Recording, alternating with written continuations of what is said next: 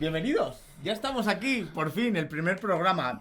Es verdad que es vuestro primer programa para vosotros, pero nosotros llevamos mucho tiempo aquí intentando cocinar este programa de Radio Ánimas. Antes de daros la bienvenida, gracias por estar con nosotros en este programa dedicado al terror con tintes de humor o dedicado al humor con tintes de terror. No sé cómo va a ser. Hemos acuñado un nuevo término que se llama el hurror.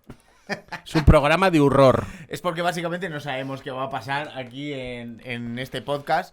Lo que sí sabemos es que tenemos una gran afición por la literatura de terror y fantasía y que la queríamos compartir con todos vosotros en este programa que haremos. Y vosotras. Y vosotras, obviamente. Y que intentaremos traeros o acercaros los mejores escritores y las mejores escritoras de relatos de terror de toda la historia. Esto es Radio Ánimas y esta es nuestra bienvenida. ¿Y tú quién eres? Pero es que tú te crees que la gente te conoce Porque aquí, todo el persona, mundo. Soy una persona humilde, entonces no te conoce ni en tu casa. Tampoco entonces, te conocen pues, a ti. Pues, claro que os voy a presentar. Él es Sergio de Miguel, que va a ser el que está por debajo en cuanto a la escala. Yo estoy por encima. No tengo ningún... Él por debajo. Solo en la escala. Porque en otros términos te mato. Te mato y haces desde el más allá el programa. El programa con una ouija. Oye, pues sería muy bueno tener llamadas de los oyentes y de los no oyentes. Entonces, tener una ouija y que podéis entrar, si queréis podéis entrar o por medio del chat. Por chat. No, los vivos por chat y los muertos por la ouija. Por la ouija. Eso ahora no lo tenemos preparado, pero para el siguiente programa tenemos que tener una ouija por si se quiere algún muerto manifestar y decir, pues eso no fue exactamente así. Pues lo puede hacer por la ouija. Y nuestra persona experta en redes sociales, Marta, que hoy no está con nosotros, pero que estará, nos diga, esperar, que está llegando un mensaje a través de ouija. Con unos dedos. Es Jacinto, desde el más allá. Jacinto más rápido que no tenemos todo el día. Que es un problema para la ouija, porque me he dado cuenta que en la ouija no hay ñ, por ejemplo. Entonces, si algún fantasma quiere expresarse en español, lo tiene complicado. Es como las páginas web, que no, las pones con ñ para que puedan leerlas en otros idiomas. Solo puede haber... Hay que solucionar eso, señores. Fantasmas anglosajones, sí. Eso es. Españoles, no. O gente gangosa. Fantasmas gangosos. Por ejemplo. España. España para los españoles. Llama Francisco. ¡Viva España! Quiere decir. Vale, empezamos bien. Muy bien. Bueno, pues, y él es Nano López, que no lo ha dicho. Nano López. Director del Festival de las Ánimas. ¿Y qué es el Festival de las Ánimas? Eso, que hay que explicárselo también a la gente. Claro. Porque hay gente que a ti, por supuesto, que no te conoce ni a mí. Y hay gente que no conocerá el Festival de las Ánimas. Pues el Festival de las Ánimas es el precursor de todo esto. Es una actividad literaria que se hace desde hace ya 38 años en Soria, en España, y que... Hispana, para los fantasmas. Y que rinde homenaje a la literatura de terror y fantasía, y en este caso, concretamente, en el Festival de las Ánimas, especialmente a Gustavo Adolfo Bécquer, que fue el poeta y escritor sevillano que vivió durante muchos años en Soria y que nos dejó algunos regalos a Soria, en concreto, pues uno de los mejores relatos de terror de la historia, la leyenda del Monte de las Ánimas, que después conoceremos. Claro, porque hay que decir que es un festival que se desarrolla, aunque ya creo que habréis deducido, en Soria. En Soria, eso en Soria. ¿Y por qué se desarrolla en Soria? Pues porque en Soria está el Monte de las Ánimas. Y yo... ¿sabes? Sí, claro. Pero escucha, sin ti sería posible, también te lo digo. Sí, bueno, pero escucha, hasta que no llegue yo, aquí no... Todo esto era campo, claro. Bueno, pues esto es el programa de Radio Ánimas en el que os vamos a invitar a participar también, no solo activamente a través de redes sociales, a través de nuestros perfiles de Facebook, Twitter... TikTok. ¿Tenemos TikTok de Ánimas? Tenemos TikTok de Ánimas. Mira, eso no lo sabía. Sí, podemos bailar. Eso te iba a decir. ¿Quieres que bailemos? ¿Hacemos algún trending de algo? Bueno, si ya veis que yo no estoy muy puesto por edad, pues no estoy muy... Pues pero hemos abierto un TikTok, sí. Ay, cómo mola eso, hay un TikTok de Ánimas. Sí, porque... Podemos hacer el Ghost Challenge y cosas de esas, sí, ¿sabes? Hacemos un challenge. Un challenge que sea ponerse delante del espejo a las 12 de la noche y decir 3 veces Radio Ánimas, Radio Ánimas, Radio Ánimas. Y se os aparece Nano. Uy. Qué Sí, miedo. la verdad es que mira, la piel de gallina. El programa consiste en hablar de los escritores con sentido de humor y en este caso... No, hablar con sentido del humor de los escritores. Eso es. Porque si hablamos de los escritores con sentido del humor, igual dura Acabamos 2 programas. Porque muchas de estas escritores y escritoras... Eran unos osos. No, sosos, y aparte tenían unas vidas un poco Jodidas, complicadas. Sí. Esta semana, una de las vidas más tristes nos permite poder lanzar esta Radio Ánimas. No, cómo no, tendría que ser este primer programa en homenaje a nuestro escritor Gustavo Adolfo Bécquer, al que os queremos dedicar este vídeo de introducción. Para todos aquellos que no sepáis quién es Gustavo Adolfo Bécquer, aquí van unas pinceladas.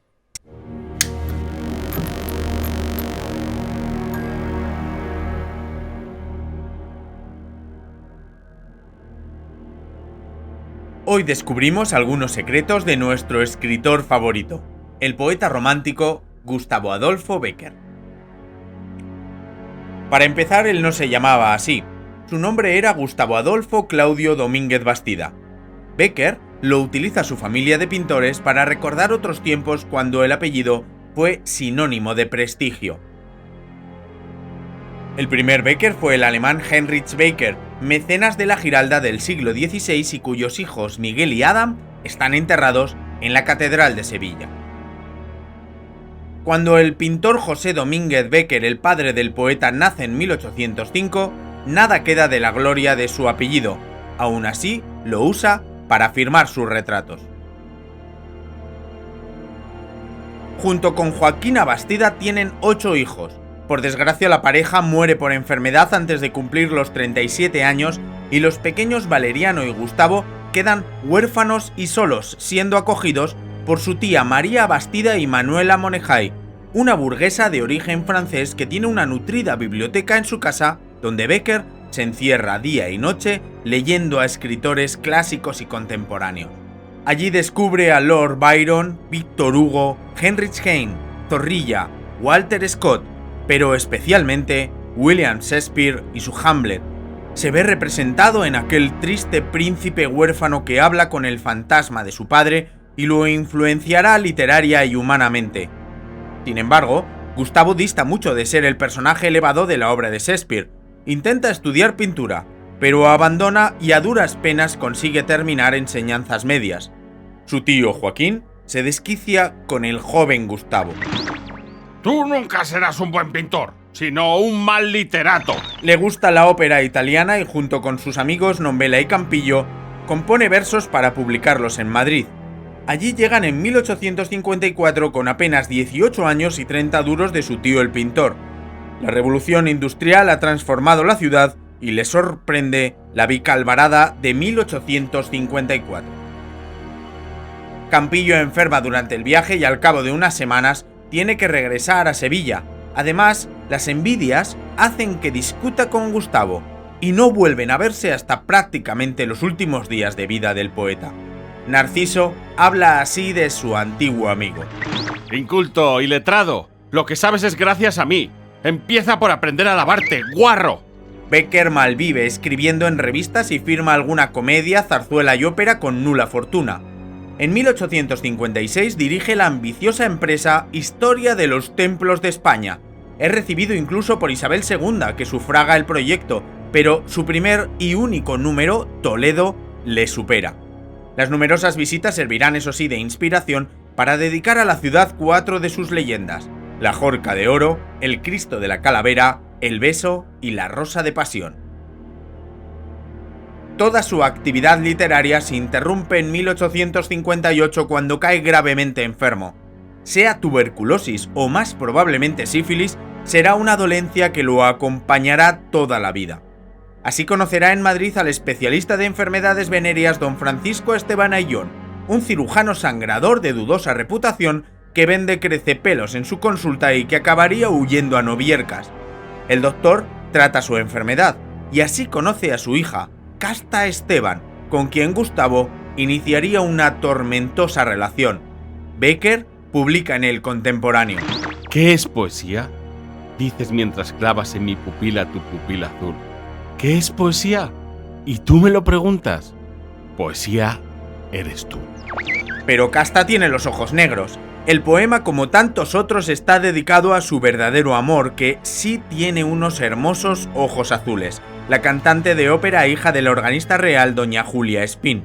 Esta lo rechaza casándose con un ministro de Hacienda y Bécquer, despechado, contrae matrimonio con la joven Casta el 19 de mayo de 1861. En Soria nace su primer hijo y escribe en El Contemporáneo artículos de opinión y sus famosas leyendas ambientadas en los lugares que visita, como la Cruz del Diablo en Cataluña, la Cueva de la Mora en Navarra y el Monte de las Ánimas en la ciudad de Soria, uno de los mejores relatos de todos los tiempos. En 1863, Valeriano y Gustavo ya son inseparables.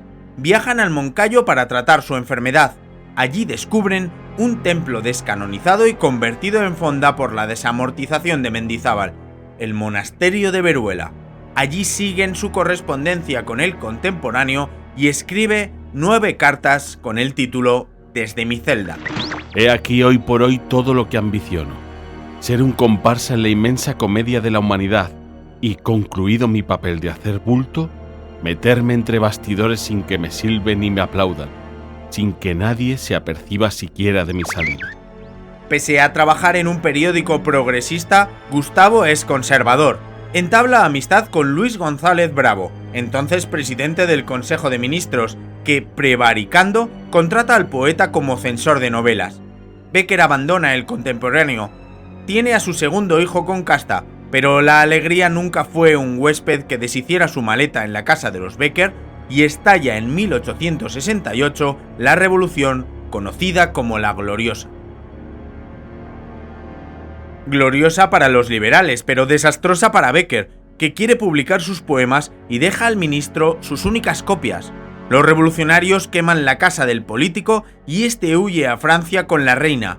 Bécquer pierde de la noche a la mañana toda su obra, su más preciado contacto, su trabajo de censor de novelas e incluso a su familia, pues Casta, embarazada de 5 meses, y sus hijos huyen a Noviercas. La pareja tiene en Soria a su tercer hijo, Emilio Eusebio, y el pueblo castiga con dureza su vida disoluta, rumoreando con que el pequeño es en realidad de un tal Hilarión Borovia, apodado el Rubio, un bandolero de la zona y con el que se sabe que Bécquer se bate en duelo, huyendo esa misma noche con sus hijos, pues los vecinos han contratado a 2 matones para acabar con los hermanos.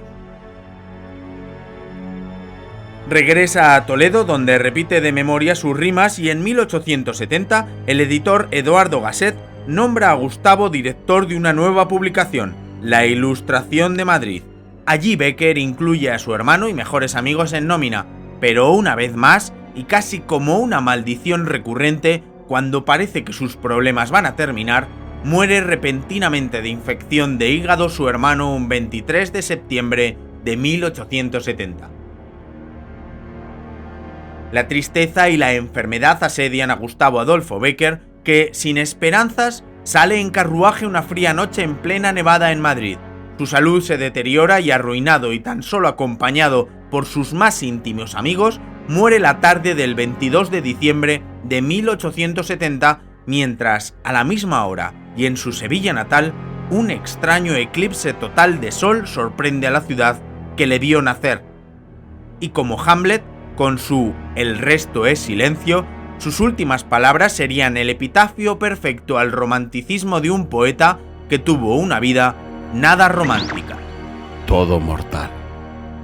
Bécquer, tal como predijo, moriría en el más absoluto anonimato, si no fuera por los artistas y amigos Alisal, Campillo, Ferran Nombela y Mariátegui, que consiguen la financiación necesaria y publican, eliminando aquellos fragmentos más controvertidos, en 1871, Rimas y leyendas, la obra que haría inmortal al escritor sevillano y donde se incluye, por suerte para todos los mortales, amantes del terror y la fantasía, la leyenda del Monte de las Ánimas.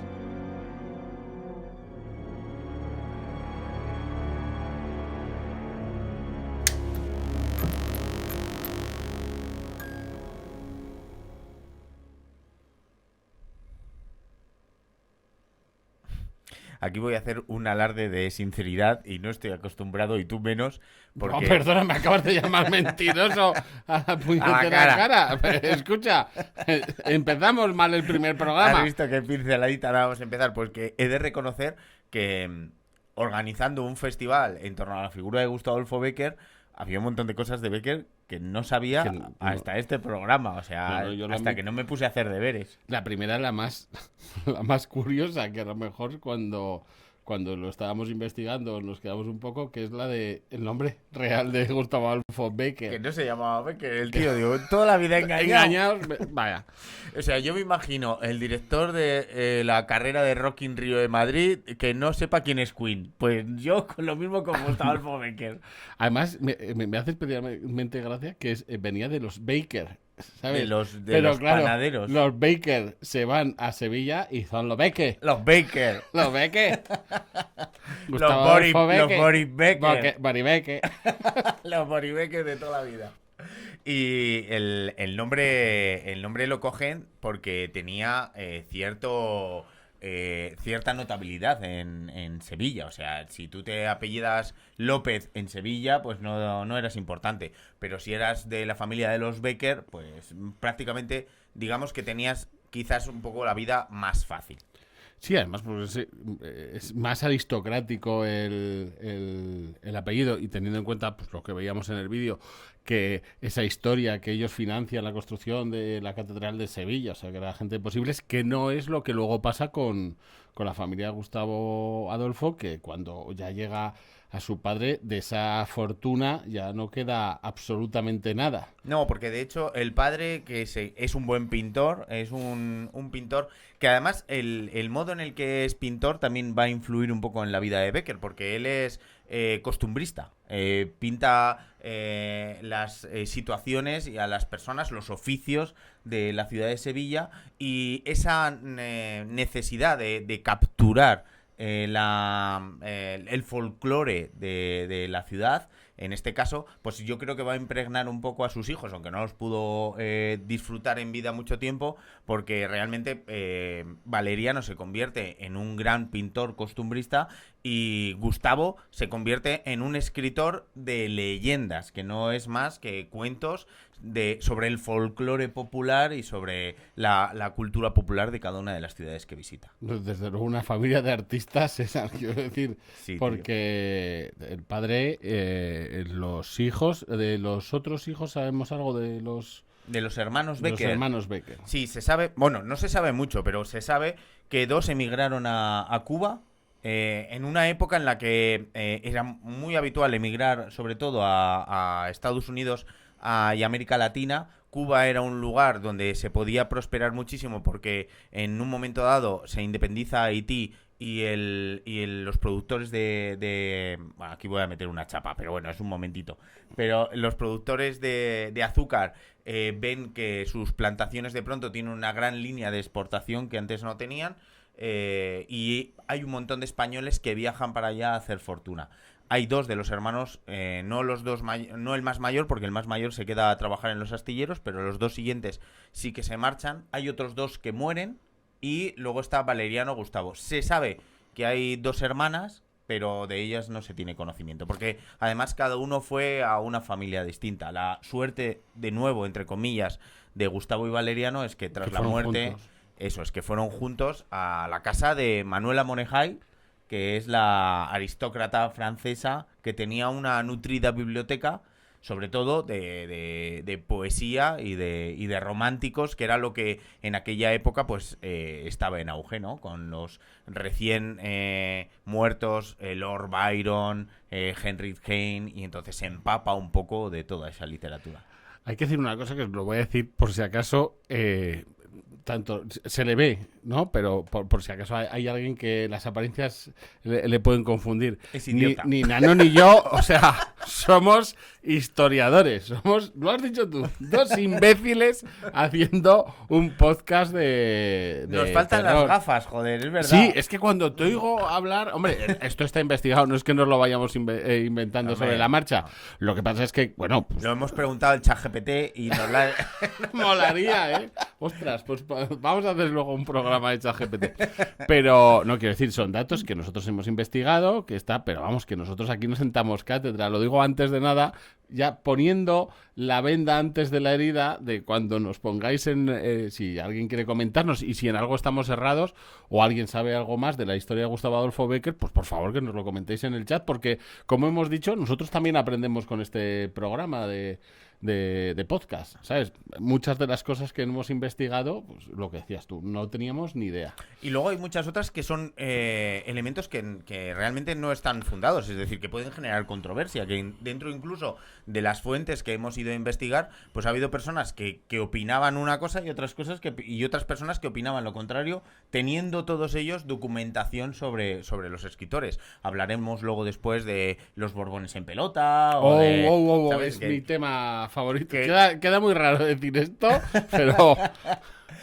Pero no se ponen de acuerdo y es normal porque tampoco hay tanta información sobre Gustavo Adolfo Bécquer. Sí se sabe que la infancia de Gustavo intenta estudiar y esa es la parte que más me ha gustado de descubrir a Gustavo Adolfo Bécquer porque abandona los estudios.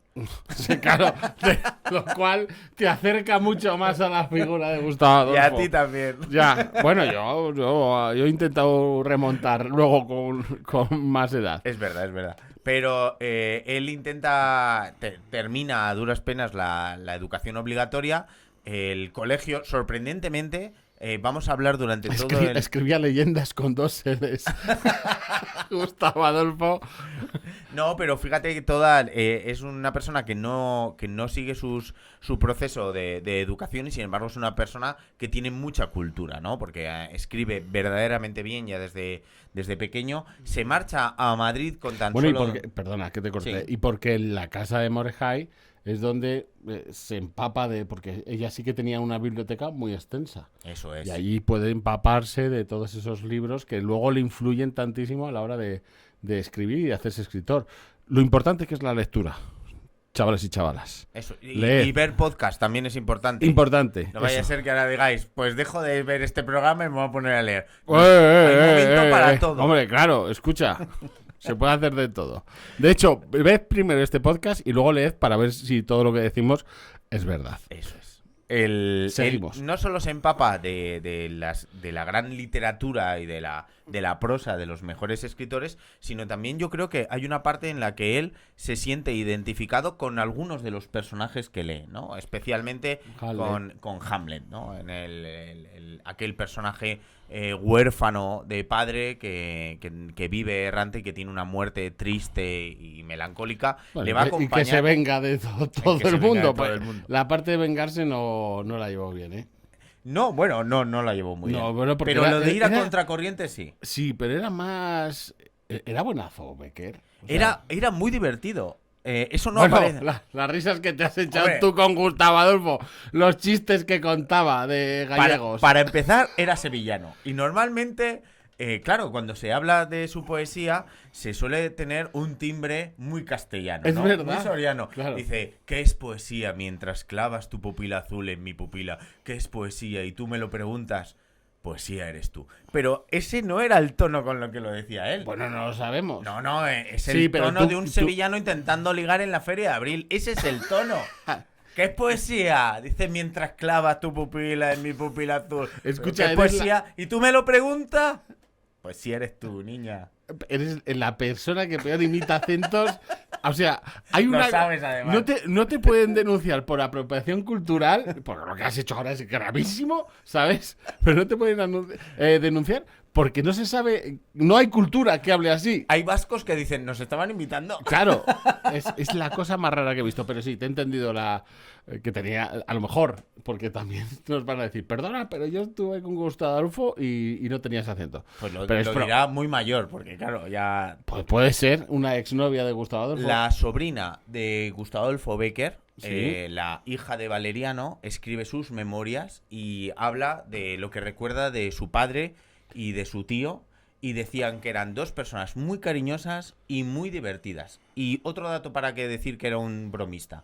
en sus grabados, hay grabados sobre la muerte y sobre Bueno, la leyenda, un cachondo. sobre la ¿Sabes? leyenda del Monte de las Ánimas, Sí. y dibuja los esqueletos. Uy, qué susto me has dado. No, no, no, hoy vamos a hablar de los barbones en pelota todavía. Claro. Y dibuja los esqueletos en posiciones muy cómicas, con sombrero, intentando sacar a una señora del ataúd. Es decir, tenía tenía toque irónico en sus... Hombre, irónico, no lo veo muy irónico. Más bien humor negro. Bueno, pues humor, pero es humor. Sí, es humor, es humor, es Es humor. terror, el Y horror. él dibujaba bien, porque quiero decir, sabemos que su hermano Era un gran dibujante. pintor. Pero Gustavo Adolfo, que sí que había tenido esa formación, como hemos visto en el vídeo, que no se le daba especialmente bien, pero quiero decir, ¿a qué nivel no se le daba bien? ¿A nivel de dedicarse a eso? ¿O echarte una partida de Pictionary con Gustavo Adolfo era ganar? O sea, quiero decir, los esqueletos, entiendo que son suyos, ¿están bien dibujados? O... Yo por lo Ostras, que... Marcos, si encuentras esqueletos dibujados por... ¿Hay Sí, imágenes? claro. Vale, pues buscas esqueletos dibujados por Becker y para que los podamos ver. Sí, todos. sí, pones esqueletos, Gustavo Adolfo Becker, Y bueno, te va a salir un montón. te va a ¿sabes? salir Claro. un montón de información. Si no buscas en el ChatGPT, lo busco yo. Eso es.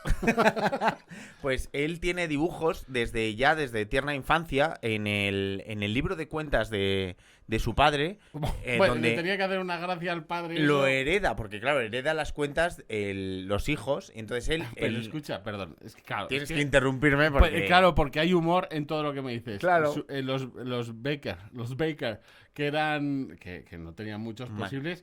¿Qué libro de cuentas se heredó? A cero, claro. claro. Dijo, pinta lo que quieras, que así por lo menos hay algo. El padre tenía un libro de cuentas donde decía el cuadro que le habían contratado y el precio que había puesto. El cuadro que habían contratado y el precio que habían puesto. Bueno, pues ese libro de cuentas es el primer lugar donde aparecen escritos de Gustavo Adolfo Becker a un niño o adolescente, donde aparecen sus primeros poemas y aparecen también sus primeros dibujos. En uno de ellos, muy famoso, donde aparece de espaldas un personaje llorando a la lápida de su padre. Oh, yeah. Ole, mola mucho. Y esto eso. no me lo he inventado, esto es información, queridos amigos. Eso es. Oye, pues. Dibujaba, pues ¿cómo dibujaba? Dibujaba lo justo como para ligar, porque una de las principales aficiones que tuvo Gustavo Adolfo Becker cuando llega a Madrid es Vaya. intentar... Mira, en la primera parte te has sentido tú identificado y en la segunda Más. me he sentido yo identificado. Pues llega a Madrid y dice... Bueno. Bueno, Bueno, ole, arza. voy a sacar el acento andaluz que a pasear. Y se enamora hasta las trancas de una chica joven, Julia Espín, que es una cantante que llega a cantar ópera y que es hija de, esto tiene gracia, del organista real. El que... Sí. Luego él dibujaría otro tipo de organistas reales Eso es. en los De barbones organista en pelota. a organista. Eso es. Pero Julia Espín lo desprecia por suciedad. ¿En serio? Va muchas veces a casa de Julia Espín porque hacían... ¿Olía fuerte, Gustavo Adolfo? Olía fuerte, sí. Olía a caldofrán. Oh, yeah. Y va en la casa de Julia Espín, hay una especie de receptorio donde hay una cámara y pueden tocar el piano y cantar. Bueno, en muchas Una casas, cámara, no, vamos una a ver. habitación grande. Claro, sí, es que te pones tú también decimonónico, ¿sabes? Una Bueno, pues- habitación grande. Es que ahora decir que hay una cámara, no sé qué me está haciendo Marcos con el dedo, o es El- la victoria. Aquí ha pasado la segunda cámara. pasado como- Yo antes me he quedado también Claro, talay, pero... lo vemos así, es que, a ver, nosotros... Yo lo he visto así y fumando, con lo cual he tenemos dicho, bueno. los medios que tenemos. Quiero decir, no tenemos aquí intercones ni cosas de estas, que no está mal, ¿eh? Que esto lo hemos... Hay que decirlo, lo hemos hecho con nuestras propias manos, por eso no toques mucho.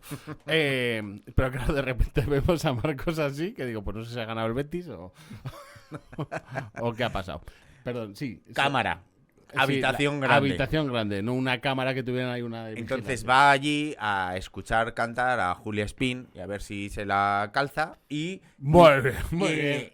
Muy decimonónico eso también. Venga. Y la dibuja muy habitualmente. Entonces, esos dibujos están en propiedad de Julia Espín y después son públicos, donde aparece ella y donde aparece también Gustavo Adolfo Becker reflejado. Son dibujos a vuela pluma, a mano alzada. O sea, Pero tampoco vamos, son... ya dibuja mejor que yo, seguro. Segurísimo, sí. Y Julia Espín lo rechaza Él empieza a trabajar por aquella época ya en el contemporáneo, deja de hacer algunas fricadas, porque nada más llegar a Madrid, según aparecía en el vídeo, pues está la Vicalvarada, donde además hay una revolución también industrial y ahí surgen un montón de periódicos, porque se puede aumentar la producción de los periódicos y el coste es más barato, y él empieza a trabajar primero como redactor en el contemporáneo y más tarde como director. Es que has pasado por encima, y me gustaría detenerme. Bueno, has dicho que Becker olía fuerte, o sea, nos vamos a cargar. Hemos querido hacer un programa para ensalzar la figura de Becker y ya le hemos llamado. Olía fuerte y luego una de las cosas que más me llama la atención, Becker era un poco gafe. Sí. Quiero decir, porque cada vez que le va un poquito bien a Gustavo Adolfo Becker, hay alguna revolución en España, le pilla la Vicalvada, luego más tarde veremos que además le pilla también... La revolución de la Gloriosa. Efectivamente, la Gloriosa. Es que vaya época le tocó vivir también en España a Gustavo Adolfo Bécquer, donde se estaba pasando del absolutismo pues eso, a estos momentos convulsos donde aparece la Primera República con el sexenio democrático. Le tocó vivir también la Vicalvarada, le tocó vivir otra vez la vuelta de la reina Isabel a España y los conservadores. O sea, era un periodo de todo y nada. Era como de gobernar Podemos a gobernar Vox. ¿Cómo te has metido en un jardín tú solito? Sí. Aquí abajo aparecerá un rótulo el podcast no se hace cargo de las opiniones del director de... No he dicho qué opinión tengo sobre Podemos ni sobre Vox. No metas la política en estas cosas. Hablemos de Gustavo Adolfo. Que era muy de derecha. Era tan de derechas que uno de sus mejores amigos era el ministro de la Gobernación, Luis González Bravo, que era ministro de la Gobernación y mano derecha de la reina Isabel, que es el que le consigue el puesto de censor. Por enchufismo. Un enchufe, hay un gol por toda la escuadra. Entonces, igual Gustavo Adolfo lo que quería era trabajar y opinión política, porque es que hay mucha gente que piensa que como se le atribuyen los Borbones en pelotas, lo dibuja con un poco un corte más republicano, de izquierdas, pero él realmente es era... súper conservador. Efectivamente. De hecho, ya llega a Madrid burlándose de la Vicalvarada y hace dibujos y grabados con su hermano Valeriano donde se burlan en este caso, de los revolucionarios, con lo que es muy difícil entender que tan solo unos años después le cambiara tanto el prisma después de la superrelación que tenía además con el ministro de la Gobernación, al quien tenemos que recordar que le da todos sus escritos. O sea, le pone en manos de Luis González Bravo todos los escritos de Rimas y Leyendas y, por desgracia, en la Gloriosa asaltan la casa de Luis González Bravo y queman todos los escritos de Gustavo Adolfo Bécquer. Y que seguidamente después él viaja a Toledo y hace con su hermano una sátira pornográfica de la reina Isabel II, que había sido suscriptora de su primer y único libro y donde aparece también uno de sus personajes, una de sus personas más de confianza, uno de sus mejores amigos.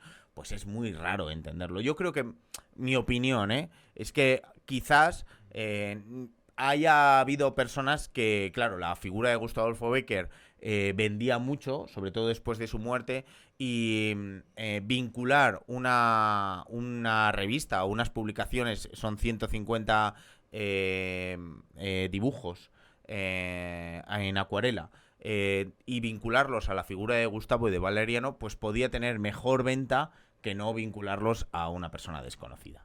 Bien, hemos hablado de Julia Espín. Julia Espín, como lo rechaza... Eso es a lo que iba. Julia Espín, por desamor...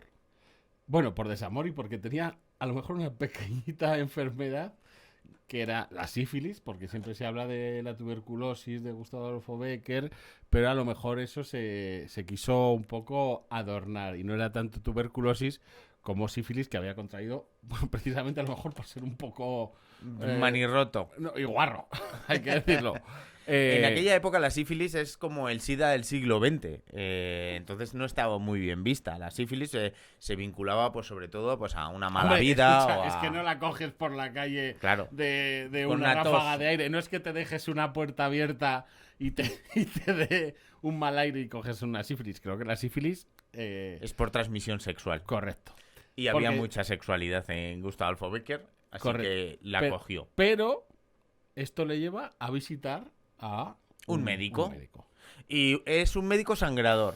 O De sea, un Soria. médico... Hombre, escucha, ni un pero. No, todo bien, ¿eh? Todo bien. Tenía una clínica en Madrid donde además de hacer tratamientos contra enfermedades venéreas, Te cortaba las uñas. no, pero tenía crecepelos. Muy bien, perfecto. Vendía crecepelos. Era multidisciplinar. Sí, yo hubiera dado mi vida, hubiera dejado mi vida en sus manos. Eso, y te hace la trimestral del IVA. Mira, también, todo. Claro, lo que- y te presenta a su hija, Ahí está. Y le presenta a su hija, que su hija es Casta Casta Esteban. Esteban. Que luego vamos a romper, porque yo quiero romper una lanza a favor de Casta Esteban, porque siempre, sobre todo, aquí en Soria, que conoce a lo mejor la gente un poquito más la historia de Gustavo Adolfo Bécquer y de Casta, siempre se la ha tratado como de una persona pues bastante infiel, cuando en realidad pues creo que no era tan así. Pero bueno, eso vamos a hablarlo. Hablamos Casta Esteban, él la conoce, y por desamor, por ese desamor Se casa. que tiene con Julia Spin, dice que hay que estar tronado. Quiero decir, o sea, como no me quiere esta, me caso directamente con la hija Del crecepelos. del que me está curando la sífilis, que el padre también te digo, padre del año, ¿sabes? O sea, ojo, cuidado, quiero decir, este chiquillo que huele fuerte y tiene sífilis, pa mi niña. Lo de huele fuerte lo decía Julio Espín, no es que lo digamos nosotros. Bueno, y Campillo también en un momento dado también les dice... Campillo, que era su mejor amigo. Era su mejor amigo, solo que luego después el Campillo vuelve otra vez a Sevilla y le llama, le dice que también es muy guarro, que es muy sucio, que es muy... Hostia, Gustavo Adolfo. Pues tenía una vida bohemia el hombre, pues... Oye, bohemia, pero los bohemios también tienen jabón, ¿eh? Quiero decir, podéis ser bohemio, sé bohemio todo lo que quieras, pero date una ducha, quiero decir, Se le pasarte una relaciona... esponja. Realmente tiene solo dos amores. Tiene Julia Espín, a nivel de su literatura nos ha llegado pues poemas a Julia Espín y a Casta Esteban. Aunque es verdad que él se cree que pudo mantener relaciones, pues te voy a decir, y esto también es otro dato que no sabías, con una mexicana, con una monja. Bueno, Gustavo. Sí, solo faltaba una enana, ya lo sé. Pero casi prefiero que vuelvas a la política. No, pero se le relaciona con una monja también, aunque no hay datos, pero hay gente... No hay, o sea, Hay biógrafos de Gustavo Adolfo Bécquer que dicen que eso, que mantuvo relaciones y no solo epistolares, no solo por cartas, sino también pistolares. pistolares con una Las mantuvo monja, una epistolares mexicana y otras y personas. pistolares, madre mía. Pero se casa con Casta Esteban y ese matrimonio es totalmente tumultuoso. Que lo hemos visto antes, pero volvemos a repetirlo. Por si alguien habéis visto dibujos raros y habéis dicho, esto es información, esto lo paso rápido. La poesía de probablemente la más famosa, junto con la de las golondrinas, la poesía de Tu pupila en mi pupila azul, es que ahora mismo no sé qué rima es. Porque Sí, dices la rima, mientras... ya, pero el número de rima. La rima número 4. No, la número 4 ya te digo yo que no es, porque es la rima número 4. Ah, no, que es... Claro, no, es la de que, cuando no habrá poesía. Cuando no... efectivamente, Eso es. Eso es. Cuando puede que no haya poetas, pero siempre habrá poesía. Eso es. Vale, Muy bien. sí, sí. Pues He esa es la salvado número al 4. límite. Pero la has levantado. Pero bueno, pues es que ahora mismo vamos, mientras esto lo busco yo. Pero eso, esa poesía está dedicada a Julia Spin, porque Casta Esteban, como hemos dicho antes, no tenía los ojos. No tenía los ojos azules. Y eso a Casta como le sienta, quiero decir, porque no hay que ser muy. Pues tienen 2 hijos, o sea, tienen un hijo, se separan, vuelven otra vez a juntarse, tienen a su segundo hijo, luego después pasa la gloriosa y en esa época nace su tercer hijo, Emilio, al que él llama coloquialmente Emilín, y en el pueblo de ella, de Casta y de su padre, atribuyen al tercer hijo a un bandolero, a un antiguo pretendido Al rubio. de Casta Esteban, el rubio, Hilarión Borovia, que es un joven de un pueblo de al lado que se ha dedicado a ser un bandolero. Y de hecho, hay una anécdota que no aparece en el vídeo, pero que es muy interesante. En un momento dado, Gustavo Adolfo Bécquer se quiere llevar a sus hijos del pueblo. Aparece en escena y el Hilarión Borovia, el rubio, y se baten en duelo en la plaza de Borovia. Se baten en duelo. ¿Pero a duelo o a qué? Con sables. Sí, porque con sables. Pues yo habría elegido pistola porque si olía fuerte, Gustavo Adolfo, quiero decir que dale espacio. De hecho... ¿Con sables? Sí. De hecho, también, en una ocasión, los habitantes del pueblo, hastiados de la vida disoluta de Casta Esteban y de... ¿Y del olor? Y de Gustavo Adolfo Bécquer. Si lo llegas a ver, no te cuento lo del Es olor. que lo del olor es muy fuerte, nunca mejor dicho. Que... Claro, por eso ahora con todo el tema de la macrogranja de Novircas, dicen, no, ya tuvimos aquí a uno Más que no. era un cerdo y no se podía estar en el pueblo. Pues en un momento dado los habitantes de Borovia contratan a 2 matones para matar a los hermanos y tienen que huir por un camino secundario y por eso se refugian en Soria, en casa de su tío Curro. En el número 18 primero viven en lo que es la Plaza de Herradores y después viven en el número 18 de la calle Real, que está ahora mismo abandonada, es una casa abandonada, pero que antiguamente tuvo un discobar muy famoso de Soria con una espiral por dibujito. No es ese, pero bueno. El de al lado. El de al lado. Rima 21, que lo he buscado ya. Muy bien, ya puedes dormir. Ya puedo dormir Es que tranquilo. ahora os voy a contar quién es Demi. Demi es una persona que de pronto le dices un dato y su cerebro dice, tengo que saberlo. Y ya te puede abandonar, o sea... Hombre, escucha, te estaba escuchando, pero yo tenía que... Hombre, pues que tenemos que dar datos precisos. Rima 21. ¿Qué es poesía? Dices mientras clavas en mi pupila tu pupila azul. ¿Qué es poesía? Y tú me lo preguntas, poesía eres tú. Eso es. Carajo. Niña. Vale.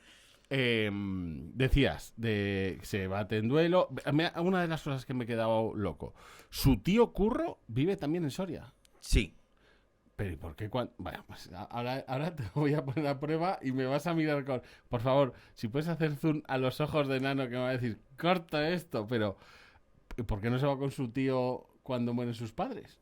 ¿O era que le llamaban el tío Curro y era realmente un señor? Pues no sé si tienen una relación familiar real o no, pero sé que le llaman el tío Curro. Pero no sé si son familiares de verdad o no. Lo que sí sé es que... Se van a vivir con él. Se van a vivir con él. Claro. ¿Y qué? ¿Te he puesto en un aprieto? No, has visto... Has visto qué rápido... Eso es. Es raro porque aquí hay que decir que Nano es la persona que mejor se tira triples de la historia de la humanidad. Soy el Fernando Yul de... No, bueno, no es Fernando, ¿no? Sí, como ves, también tiene dominio de los deportes. ¿Cómo se llama? Joaquín. Sí, Sergio. Sergio, pues Fernando para los amigos. Pues, y te tiras muchos triples y podías haber optado por hacerte... Nano es un ChatGPT en sí, que ChatGPT hay que tener cuidado porque te dice... Te mete goles. Te mete unos goles como enormes. Pero como te lo dice con tanta seguridad, dices, pues era verdad. Pues Nano es eso hecho carne. Que se tira unos triples y podías haber dicho perfectamente que el tío Curro era hermano de la madre de Gustavo, que vino aquí a Soria a vender melones en la plaza de... Pero no sabemos quién era, pero ellos viven con el tío Curro. Pero le llaman así, le llaman el tío Curro. No sé si Hombre, sería algo mejor, cariñoso o sería... No, y aparte, aquí sí que es muy de... Cuando una persona anciana y que conoce todo el mundo, sí que es el tío... Es como un gentilicio casi. Podría ser algo de eso. Algo coloquial. A lo mejor acabo de iniciar una nueva teoría que puede... Puede ser, ¿eh? ¿Has visto? Pues vamos a iniciar muchas en este programa. Bueno, que sí vamos a iniciar. Sobre todo todos los datos que vengan de mí, tomarlos como una teoría. Él se trata la enfermedad en Soria, pero sobre todo viaja a un monasterio precioso en la zona de Zaragoza, en la zona de la falda del Moncayo, que es el monasterio de Veruela, que es un espacio que fue descanonizado, desamortizado en 1836. La desamortización de Mendizábal. En la de Mendizábal, pasa a manos privadas, es decir, se vende, y una pequeña parte del monasterio pasa a ser una hospedería. Entonces, de la misma manera que escritores de la época de principios del siglo XIX, como Lord Byron, habían huido o se habían refugiado en casas para encontrar la inspiración, ellos van a buscar la salud, pero también la inspiración, porque en el tiempo en el que está viviendo en el monasterio de Veruela es la época donde más escribe, donde su hermano más pinta y donde escribe quizás una de las partes más importantes de la literatura de Gustavo Adolfo Bécquer, que es Cartas desde mi celda, que son 10 cartas que manda al contemporáneo a modo de escrito, en donde habla un poco de todo, ¿no? Habla de su infancia, habla también de Madrid, de la Madrid convulsa, habla de la situación de Veruela, de los habitantes, de las costumbres del pueblo, habla de una leyenda, mete una leyenda dentro de Cartas desde mi celda, que es la leyenda de la tía Casca, que es una... ¿Ves? La Ahí bruja... mi teoría del tío Curro va a cuajar, ¿eh? La bruja de Veratón, que... según la cultura popular, según la leyenda popular, pues era una señora del pueblo de Veratón que curaba enfermedades, mal de amores y que fue lapidada por los habitantes del pueblo por un ajuste de brujas, ¿no? Por condenarla por brujería. Y aparece también esa leyenda integrada dentro de Cartas desde mi celda. Él escribe muchísimo y de hecho vuelve precipitadamente de Veruela a Madrid porque vuelven otra vez los conservadores y él puede conseguir puesto de trabajo y de hecho lo consigue Luis González Bravo, el ministro de la Gobernación, una vez restaurado la monarquía, le consigue el puesto de censor de novelas. Pero, aquí viene el dato, no hay un solo censo registrado y normalmente para esa época ya se guardaban todos, no queda ni un solo censo, o sea, ninguna censura que haya sido firmada por el poeta. O sea... Pelotazo. Pues ya. Es que me sabe mal por lo que hemos dicho antes. Queremos enaltecer la figura de Gustavo Adolfo. A lo mejor el programa va a ser de otra cosa. A partir de ahora vamos a coger un escritor ahora cada y vez lo vamos a hundir. Que vea la gente, eso te iba a decir. Hoy destrozamos a Stephen King. Bueno, venga. Me veo borracho. Zapatilla.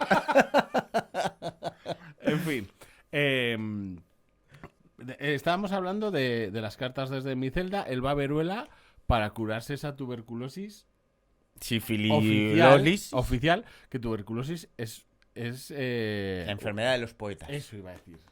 Que es la enfermedad de los poetas, porque sí que hubo varios poetas, como Lord Byron, que si no murió la contrajo también. Era una... Yo creo que Lord Byron también era un poco sifilítico, pero se le atribuía más a la enfermedad de los poetas o a una enfermedad más elevada, ¿no? Que normalmente estaba más vinculada, pues, incluso a un corte más alto que lo que podía ser una enfermedad venérea. Era muy elegante. Era más elegante. Bueno, sí. Muy elegante, suena raro, pero era más elegante tener tuberculosis. De hecho, era más... él no dice que tiene tuberculosis, son sus amigos en el lecho de muerte cuando publican el compendio de rimas y leyendas y lo meten todo dentro de un libro que se publica en 1871, un año después de la muerte. Ellos son los que dicen y tuvo tuberculosis. Claro. De hecho, borran algunos de los poemas de Gustavo Adolfo Bécquer, como el de famoso de una mujer me envenenó la mente y otra mujer me envenenó el cuerpo.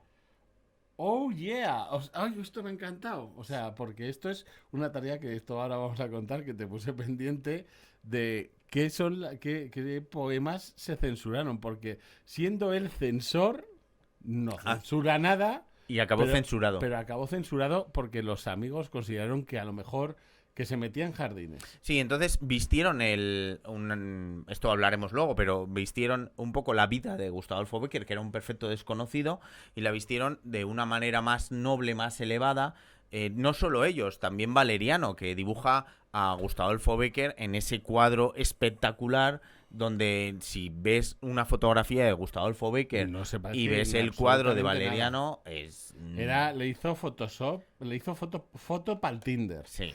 Y luego, es que no te lo tomes a mal, pero buscar fotos de Gustavo Adolfo se parecía más a ti que a la foto que salía en los billetes. Yo, pero sin sífilis. Porque Gustavo Adolfo salía en los billetes de 500 pesetas eran. Sí. En los billetes, no, lo de 500 no sé. Creo que sí. Sí. Sí. Si no, pues me he tirado yo un triple tuyo. Muy bien. Eso es. Pero creo que eran los de 500 pesetas. Aparecía Gustavo Adolfo Bécquer. Con la imagen de Valeriano representada de forma Efectivamente. idealizado. Pues ellos lo que hacen es retiran un montón de los relatos, o sea, de los poemas más controvertidos del poeta. Y no solo eso, sino que también lo que hacen es un poco limpiar su prosa. Ahí se tira un farol Campillo, que es una persona que había sido muy amigo en la infancia. A los 18 años discuten, no se vuelven a ver, hasta que él cumple ya 34 años y en el lecho de muerte, al borde de la muerte, es cuando vuelven a encontrarse los viejos amigos y Campillo dice, yo me encargo de reunir los escritos. Y no solo se encarga de reunirlos, sino que tacha, reescribe y los publica un poco con Corrige las faltas de ortografía, leyendas con 2 L's. con la idea de que tenían los amigos de cómo iba a ser la publicación mejor, sin tener ni idea de lo que estaban haciendo, era pues publicar uno de los mejores compendios de literatura de la historia en nuestro idioma. Un dato que se nos ha olvidado antes, porque él le deja esa colección de rimas y leyendas a Campillo. No. A Luis González Bravo. A González Bravo le deja esa y llega La Gloriosa. ¿Qué pasa en La Gloriosa? Que una de las cosas que primero arden es la casa de Luis González Bravo. Con todas las rimas y leyendas. Entonces, lo que nos ha llegado a nosotros, además de pasar esa censura de los amigos, además es la reescritura de memoria, porque de aquella no había ordenadores, ni discos duros, ni nubes donde dejar. Entonces, él vuelve de memoria a redactar todas esas rimas y leyendas. Y bueno, las leyendas no, porque las leyendas las aparecían tenían publicadas en el contemporáneo, pero las rimas sí. Sí, de las que llegan de las que se acuerda. O de las que tenía a lo mejor escritos en algunos otros papeles, pero sí es cierto que muchas se destruyen y no se vuelven a recuperar. Para colmo, además, en su lecho de muerte le pide a Campillo que destruya sus cartas y que publique sus leyendas y sus rimas, que cree que después de muerto van a ser más famosas que lo que fueron en vida. Mira, por lo menos algo acertó. Pero las cartas que tenía hacia Julia Espín o hacia otras mujeres o hacia su mujer Casta Esteban, le pide a su amigo Campillo que las destruya y Campillo las quema. Oh. Así que no sabemos nada. Quizás lo que quiso es cortar ese puente entre el escritor y el humano, el ser humano, ¿no? Porque Sí. el ser humano era un ser humano mortal como todos nosotros, con nuestros defectos y nuestras virtudes, y sin embargo el escritor pues era una figura, una personalidad. Sí. Él era un figura y el escritor era una figura. Pero mira, que le pasa una cosa que tú has nombrado y es verdad. Justo cuando empieza a irle bien, siempre pasa algo que le acaba matando, le acaba fusilando. Sí, porque tiene ese puesto de censor Y un llega puesto de funcionario. Ganando mucho dinero. Ganando dinero por no hacer nada. Le montan un chiringuito a Gustavo chiringuito. Adolfo Bécquer. Le montan un chiringuito y de repente Llega la gloriosa. Llega Y la con la gloriosa. gloriosa no solo llega la gloriosa y resulta que no tiene trabajo, no, es que también la reina tiene que huir a Francia, tiene que pasar por Irún. Huye también Luis González Bravo dejando su casa y por lo tanto pueden los revolucionarios quemar la casa de Luis González Bravo quemando todos los escritos de Gustavo Adolfo Bécquer. Luis González Bravo no volvería nunca a España, pero aquí por lo que fuera, claro. pero intenta volver. Discute, porque Luis González Bravo es una figura también curiosa. Empezó siendo muy de izquierdas Luis González Bravo. Vaya, oh, qué curioso. De hecho, Era el Tony Cantó de la época. Sí. Venga, adelante. Escribía en una revista satírica de izquierdas llamado La Manuela. Y allí conoce, entre otros, a Gustavo Adolfo Bécquer, es donde lo conoce. Donde Gustavo Adolfo Bécquer, recién llegado a Madrid, intenta escribir y empiezan a escribir en esos periodicuchos de corte satírico que hay en esa época en Madrid. Lo que pasa es que Luis González Bravo va pasando desde la izquierda más izquierdosa acaba siendo mano derecha de la reina Isabel, discute con la reina Isabel, no, o sea, porque cree que la reina Isabel se está quedando corta y acaba con los carlistas. Se hace carlista, o sea, se hace peor todavía, se va a los carlistas y cuando intenta rearmar un ejército para entrar en España para recuperar el gobierno, muere por una enfermedad de 3 días aguda en la frontera de Francia con España. Muere en Irún.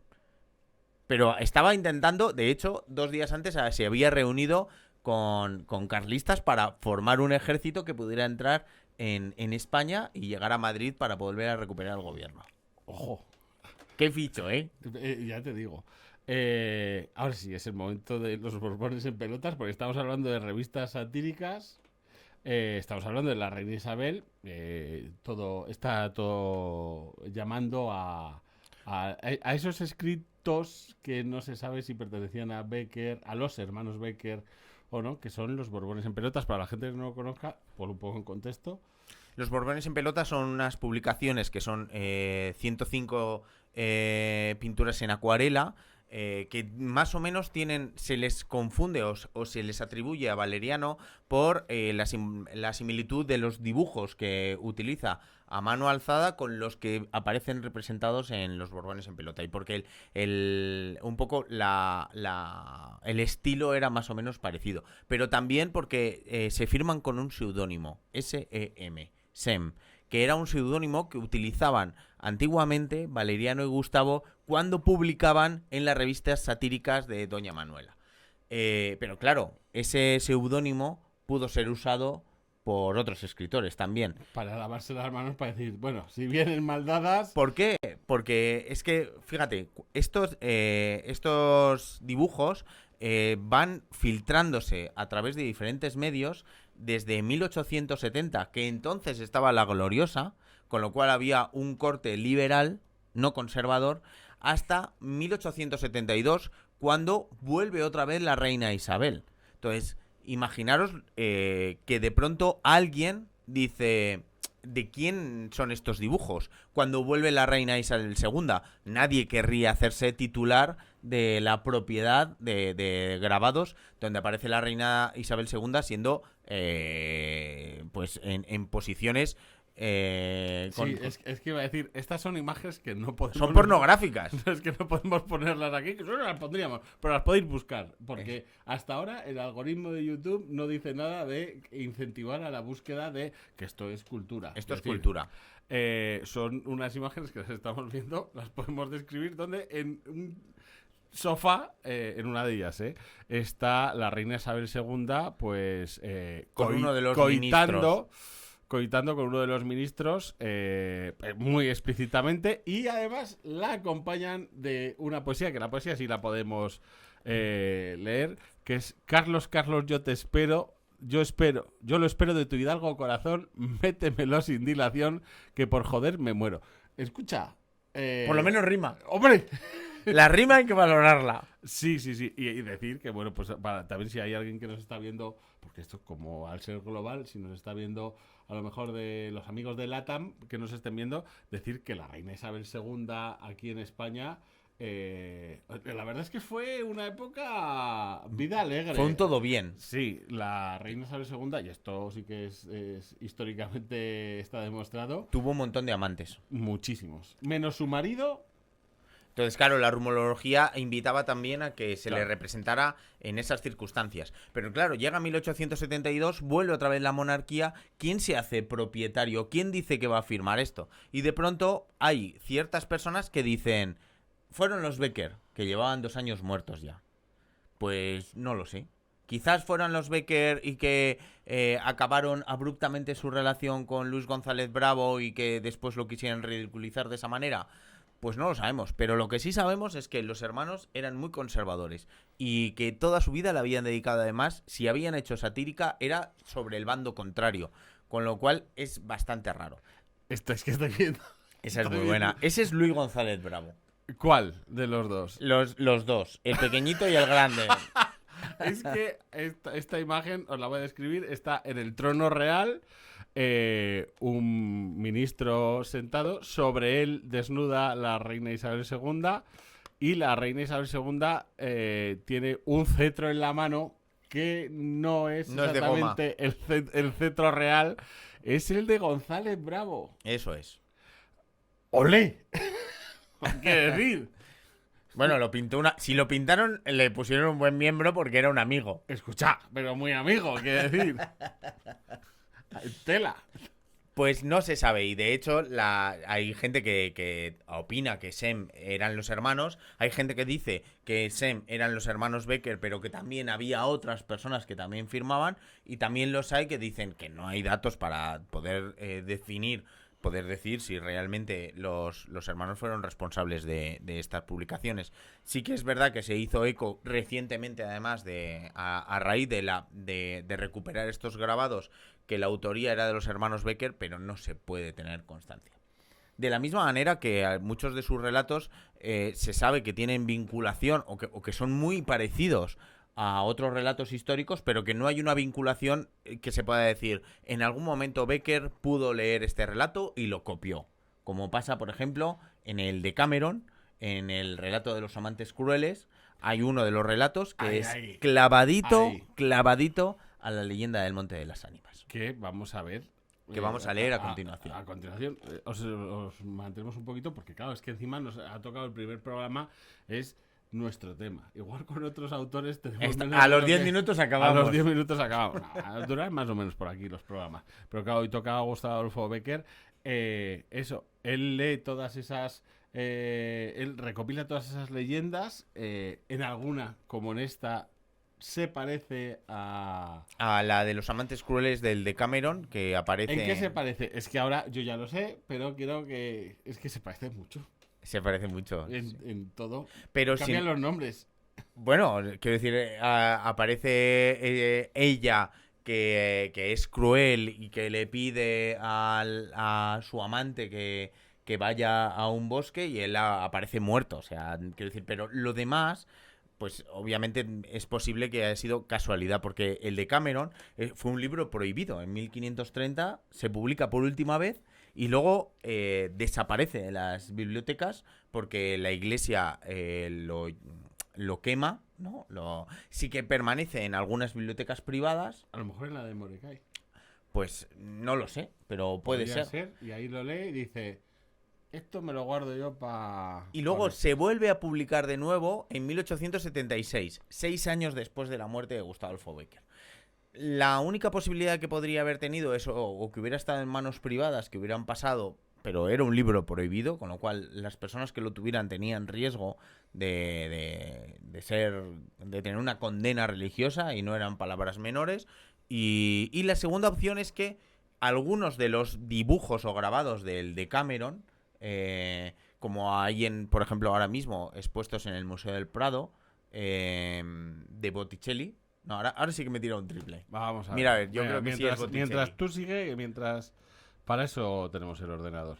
Pues aparecen, pero también estuvieron en la familia privada de los que mandaron en este caso es una especie de 4 cuadros que cuentan un poco la historia de los amantes crueles. Pero también estuvieron en manos privadas hasta prácticamente principios del siglo XX, con lo cual es muy difícil que Gustavo Adolfo Becker pudiera conocer esta historia, pero es sorprendente la similitud entre los amantes crueles del de Cameron y la leyenda que vamos a leer a continuación del Monte de las Ánimas de Gustavo Adolfo Becker. Una de las mejores leyendas que tiene el escritor y uno de los mejores relatos de terror de la historia. Lo tiene todo. Es Boccaccio. El de Cameron de Boccaccio. Eso es. Sandro Botticelli. Ahí lo tienes. No me había... El triple ha entrado dentro. Bueno, escucha... ¿Hay aplausos en este programa? No, porque todavía tenemos que... Sí. Es Boccaccio. Boccaccio es el de Cameron y Botticelli el que lo dibuja. Correcto. Eso es. Que nos queda solo hablar... Espera. Nos queda hablar de las leyendas. Porque no hemos contado que esta es una de las leyendas de las 3, 4 por lo menos que hay en la provincia de Soria. En la provincia de Soria. Pero él tiene otras leyendas que él va recopilando, que escribe en el contemporáneo, que están situadas en Toledo, en Barcelona, Porque él es periodista, entonces lo que hace es ir a un sitio... Él no tiene ni la... No tiene ni la ESO. Ni la ESO terminada. Pero está escribiendo para periódicos, de hecho acaba siendo director de varios periódicos.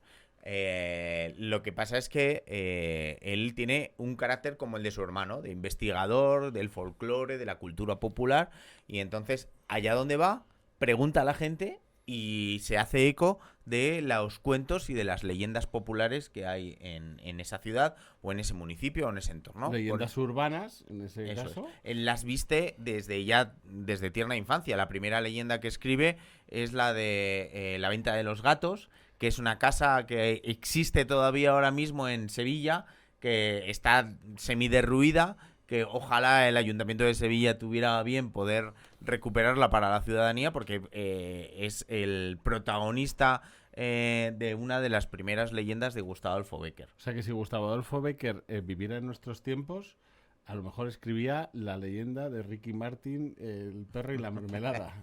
Pero en bonito. Eso es. Bien, bien. O de cierto cantante saliendo del armario. Pero según donde va, de hecho en Toledo, que es donde escribe su primer y único libro, que es Compendio de los Templos de España, allí escribe 4 de sus leyendas: la Jorca de Oro, la Cruz... No, la Cruz del Diablo es en Barcelona.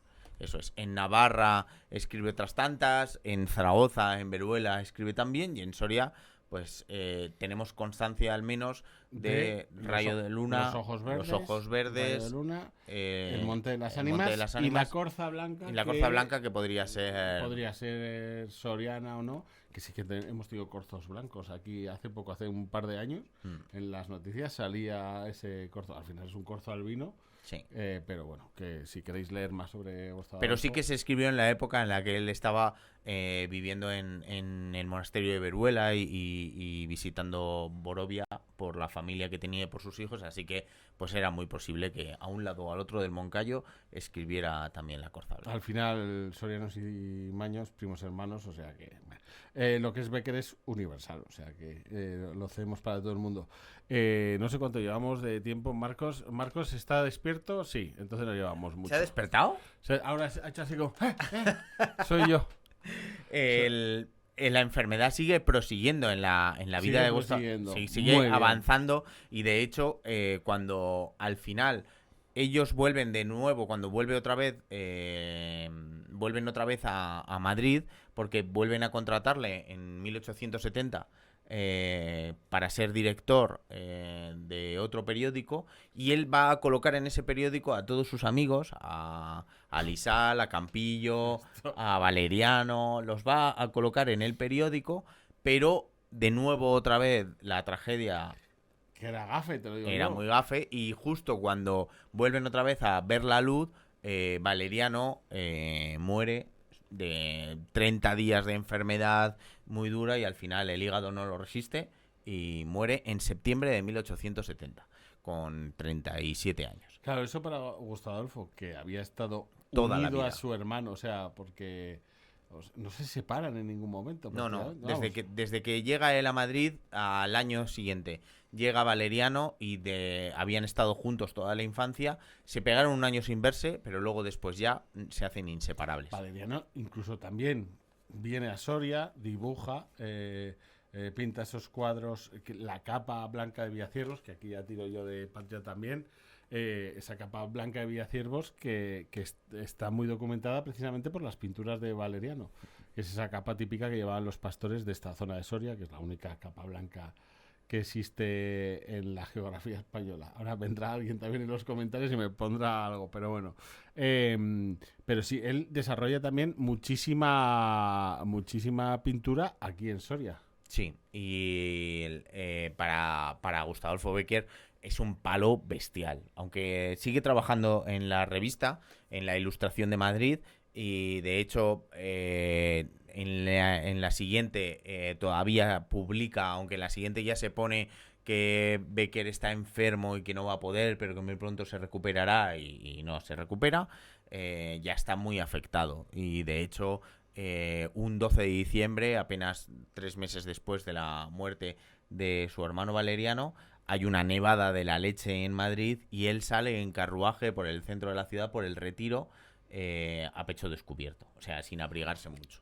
su Y no enfermedad. había estado tanto en Soria como para salir así. Claro, su enfermedad, el estado delicado en el que estaba y que realmente su familia, por alguna razón, quizás por alguna razón de corte genético, no solían vivir mucho, porque su madre y su padre mueren con 34 años también, su hermano también muere con 37 años y él con 34 años vuelve a enfermar, esta vez con más gravedad, y al final, pues un 22 de diciembre de 1870, en Madrid, muere. Y a esa misma hora, en Sevilla, se produce, casualmente y por sorpresa, un eclipse de sol.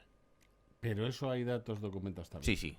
Eso no es otro triple. No, porque los eclipses se puede saber con regularidad cuándo han caído. O sea, se puede saber hasta... Eso es cíclico. Es la eclíptica, el sol, la luna... Eso sí que es un triple, la eclíptica. La eclíptica. Existe la eclíptica. Venga, va.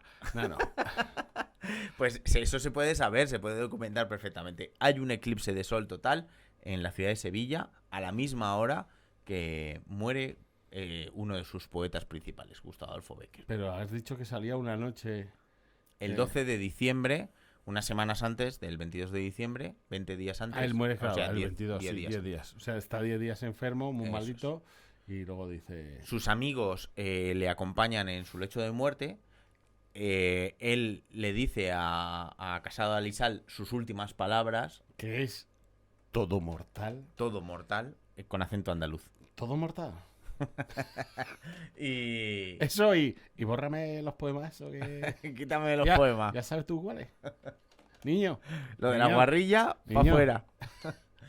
Y al día siguiente se reúnen sus 4 mejores amigos y deciden pues hacer una contribución entre escritores, entre la monarquía, entre o ministros de la gobernación, y pagan lo suficiente como para poder costear los gastos de la publicación Y de del rimas entierro, y leyendas. entiendo. Y el del entierro. Aunque al principio van a un pequeño nicho en el cementerio de la Almudena en Madrid, después, muchos años después, ya en 1913, después de insistir mucho algunos de los jóvenes escritores de la época, de principios del siglo XX, de la corriente del 98 y los que después iban a heredar esa corriente del 27, están insistiendo muchísimo para que los restos vuelvan otra vez a la ciudad de Sevilla, y hasta 1913 el ayuntamiento no se hace cargo de costear ese traslado, y al final lo llevan al Panteón.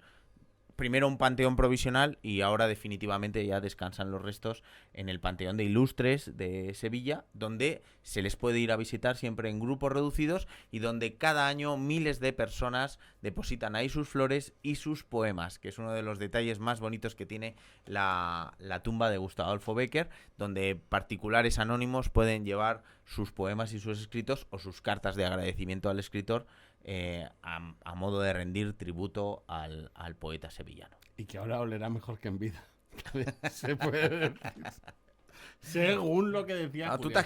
te has quedado con lo de Hombre, es que que me olía parece- Regulinchi me y parece ahí... un dato... Porque Bueno. siempre se le ve en las fotos como un tío elegante, muy... Pero mira, olía fuerte. Bueno, eso es lo que decía Julio Espín porque no quería llevárselo a la cama. Bueno, pero escucha, pero Julia y su mejor amigo. Su mejor amigo, porque discute también con él, porque... Claro, todo el mundo que... Porque, Hombre, porque resulta que Campillo sí que estudió. Y sin embargo, el que tenía un don para la literatura era Gustavo Adolfo Bécquer, que era un manirrota para los libros.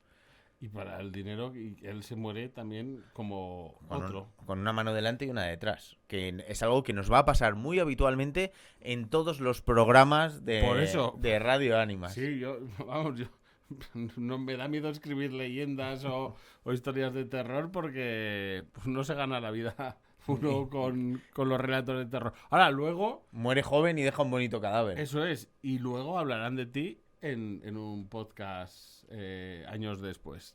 Lo que sí nos gustaría para terminar, y creo que en esta ocasión merece la pena empezar con Gustavo Adolfo Bécquer y la lectura de la leyenda. La leyenda del Monte de las Ánimas es nuestro relato fetiche, es el que más nos gusta. Todos los años lo leemos aquí en Soria. Estáis invitados a venir al Festival de las Ánimas cada 1 de noviembre, en la noche de difuntos, la noche que, según cuenta la leyenda, se levantan los espectros de las ánimas. En el Festival de las Ánimas de Soria se lee íntegra la lectura de la leyenda que vamos a leer ahora a continuación, y se hacen otra serie de actividades, un desfile. O sea, os invitamos a que entréis en la página web de www.festivaldelasanimas.com, ¿no? Y investiguéis un poquito qué es ese festival que hacemos en torno a la figura de Gustavo Adolfo Bécquer y sobre todo a esta leyenda del Monte de las Ánimas, que es una cosa además que es muy de Soria, porque esta idea la podrán copiar en otras ciudades. De hecho, invitamos a que cambiemos... Ya lo están haciendo, cambiemos el Halloween y lo hagamos algo más nacional, que es el Festival de las Ánimas o el Festival de Difuntos.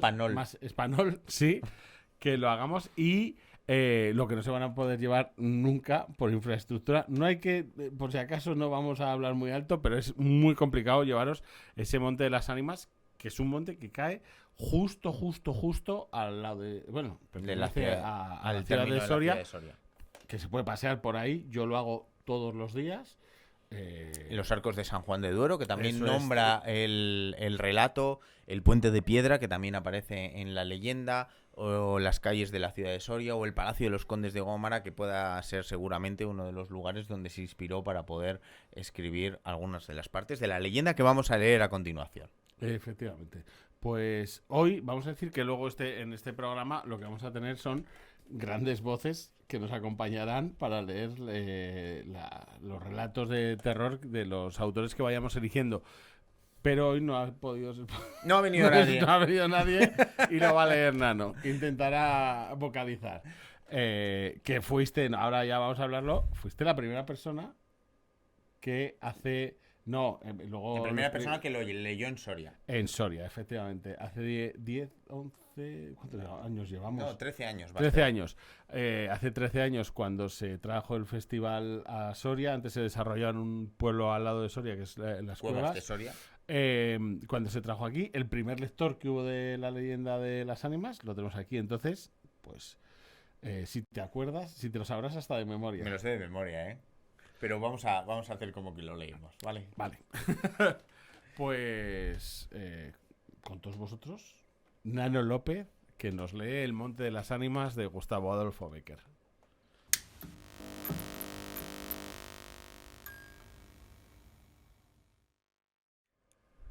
El Monte de las Ánimas. La noche de difuntos me despertó a no sé qué hora el doblar de las campanas. Su tañido monótono y eterno me trajo a las mientes esta tradición que oí hace poco en Soria. Intenté dormir de nuevo. Imposible. Una vez aguijoneada, la imaginación es un caballo que se desboca y al que no sirve tirarle de la rienda. Por pasar el rato, me decidí a escribirla, como en efecto lo hice. Yo la oí en el mismo lugar en el que acaeció y la he escrito volviendo algunas veces la cabeza con miedo cuando sentía crujir los cristales de mi balcón estremecidos por el aire frío de la noche. Sea de ello lo que quiera, allá va, como el caballo de copas. ¡Atad los perros! ¡Haced la señal con las trompas, que se reúnan los cazadores y demos la vuelta a la ciudad!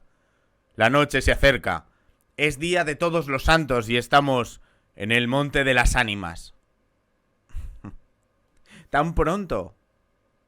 A ser otro día no dejara yo de concluir con ese rebaño de lobos que las nieves del Moncayo han arrojado de sus madrigueras. Pero hoy es imposible. Dentro de poco sonará la oración en los templarios, y las ánimas de los difuntos comenzarán a tañer su campana en la capilla del monte. ¿En esa capilla ruinosa? ¿Quieres asustarme? No, hermosa prima. Tú ignoras cuanto sucede en este país porque aún no hace un año que has venido a él desde muy lejos. Ven, refrena tu yegua. Yo pondré la mía al paso y mientras dure el camino, te contaré esa historia.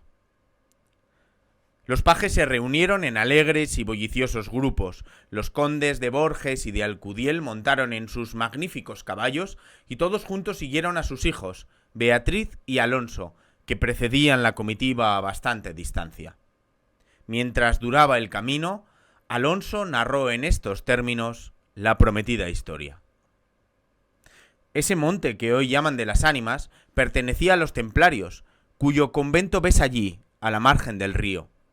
Los templarios eran guerreros y religiosos a la vez.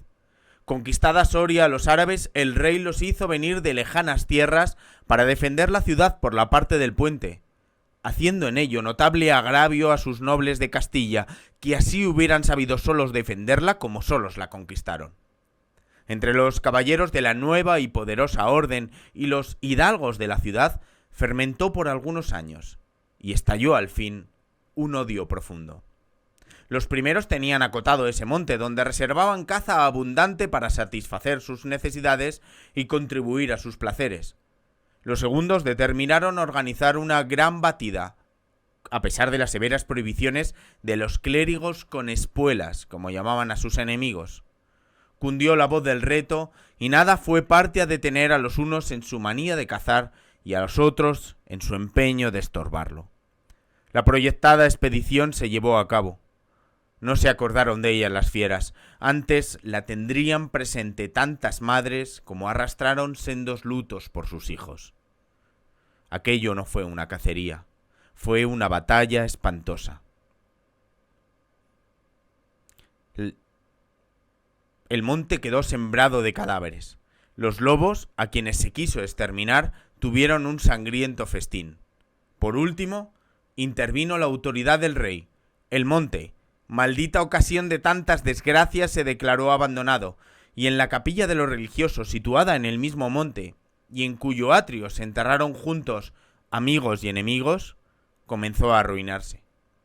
Desde entonces dicen que cuando llega la noche de difuntos, se oye doblar sola la campana de la capilla, y que las ánimas de los muertos, envueltas en jirones de sus sudarios, corren como en una cacería fantástica por entre las breñas y los zarzales. Los ciervos braman espantados, los lobos aúllan, las culebras dan horrorosos silbidos, y al otro día se han visto impresas en la nieve las huellas de los descarnados pies de los esqueletos. Por eso en Soria le llamamos el Monte de las Ánimas, y por eso he querido salir de él antes que cierre la noche. La relación de Alonso concluyó justamente cuando los dos jóvenes llegaban al extremo del puente que da paso a la ciudad por aquel lado. Allí esperaron al resto de la comitiva, la cual, después de incorporársele los dos jinetes, se perdió por entre las estrechas y oscuras calles de Soria.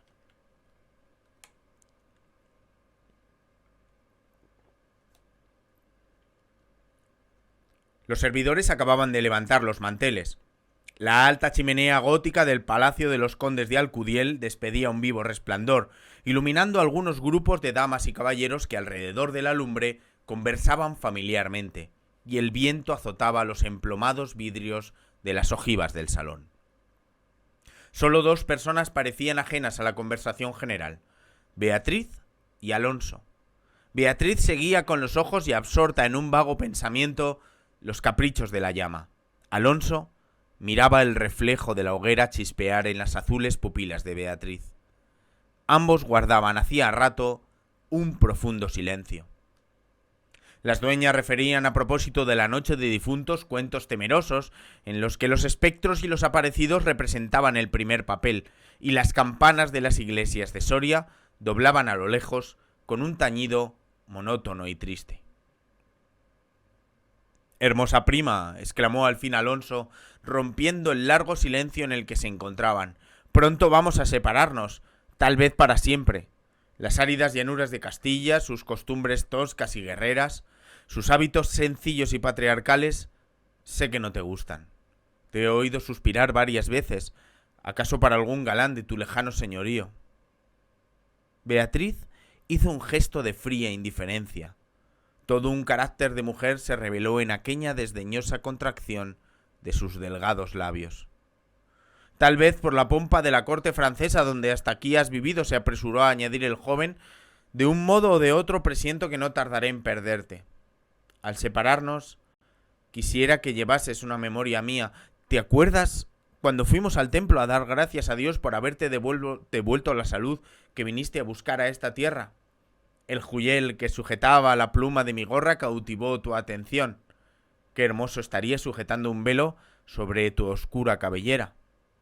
Ya ha aprendido el de una desposada. Mi padre se lo regaló a la que me dio el ser y ella lo llevó en el altar. ¿Lo quieres? No sé en el tuyo, contestó la hermosa, pero en mi país una prenda recibida compromete una voluntad. Solo en un día de ceremonia debe aceptarse un presente de manos de un deudo que aún puede ir a Roma sin volver con las manos vacías. El acento helado con el que Beatriz pronunció estas palabras turbó un momento al joven, que después de serenarse, dijo con tristeza: Lo sé, prima, pero hoy se celebran todos los santos y el tuyo entre todos.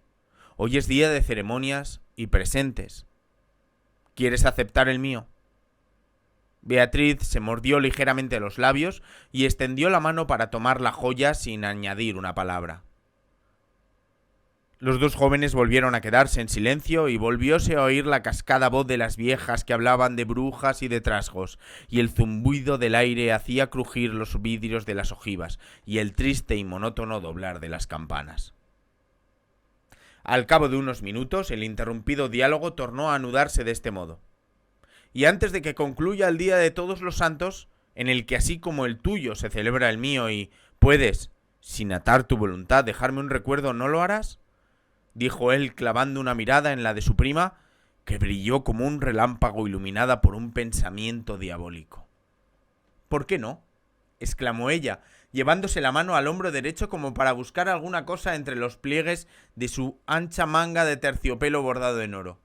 Después, con una infantil expresión de sentimiento, añadió: ¿Te acuerdas de la banda azul que llevé hoy a la cacería y que porque no sé qué emblema de su color me dijiste que era la divisa de tu alma?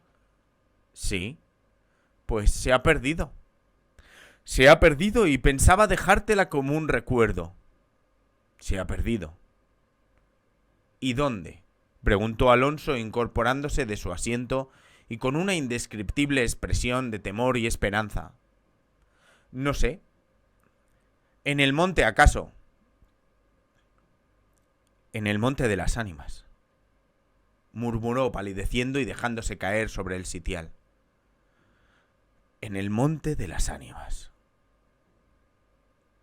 Luego prosiguió con voz entrecortada y sorda: Tú lo sabes, porque lo habrás oído 1000 veces. En la ciudad, en toda Castilla, me llaman el rey de los cazadores. No habiendo aún probido probar mis fuerzas en los combates como mis ascendientes, he llevado a esa diversión imagen de la guerra todos los bríos de mi juventud, todo el ardor hereditario de mi raza. La alfombra que pisan tus pies son despojos de fieras que he muerto por mi mano. Yo conozco sus guaridas y sus costumbres, y he combatido con ellas de día y de noche, a pie y a caballo, solo y en batida, y nadie dirá que me ha visto huir del peligro en ninguna ocasión. Otra noche volaría por esa banda y volaría gozoso como una fiesta. Y sin embargo, esta noche, ¿a qué ocultártelo? Tengo miedo. ¿Oyes? Las campanas doblan. La oración en San Juan de Duero ha sonado. Las ánimas del monte comenzarán ahora a levantar sus amarillentos cráneos de entre las malezas que cubren sus fosas. Las ánimas, cuya sola vista puede helar de horror la sangre del más valiente, tornar sus cabellos blancos o arrebatarle en el torbellino de su fantástica carrera como una hoja que arrastra el viento sin que se sepa dónde. Mientras el joven hablaba, una sonrisa imperceptible se dibujó en los labios de Beatriz que, cuando hubo concluido, exclamó con un tono indiferente y mientras atizaba el fuego del hogar, donde saltaba y crujía la leña, arrojando chispas de 1000 colores. ¡Ah! Eso de ningún modo. ¡Qué locura! Ir ahora al monte por semejante friolera, una noche tan oscura, noche de difuntos, y cuajado el camino de lobos. Al decir esta última frase, la recargó de un modo tan especial que Alonso no pudo menos que comprender toda su amarga ironía. Movido como por un resorte, se puso en pie, se pasó la mano por la frente como para arrancarse el miedo que estaba en su cabeza y no en su corazón, y con voz firme exclamó, dirigiéndose a la hermosa que estaba aún inclinada sobre el hogar entreteniéndose en revolver el fuego: Adiós, Beatriz. Adiós. Hasta pronto. ¡Alonso! ¡Alonso!, dijo ésta volviéndose con rapidez, pero cuando quiso o aparentó querer detenerle, el joven había desaparecido. A los pocos minutos se oyó el rumor de un caballo que se alejaba al galope. La hermosa, con una radiante expresión de orgullo satisfecho que coloreó sus mejillas, prestó atento oído a aquel rumor que se debilitaba, que se perdía, que se desvaneció por último. Las viejas, en tanto, continuaban en sus cuentos de ánimas y aparecidas. El aire zumbaba en los vidrios del balcón y las campanas de la ciudad doblaban a lo lejos.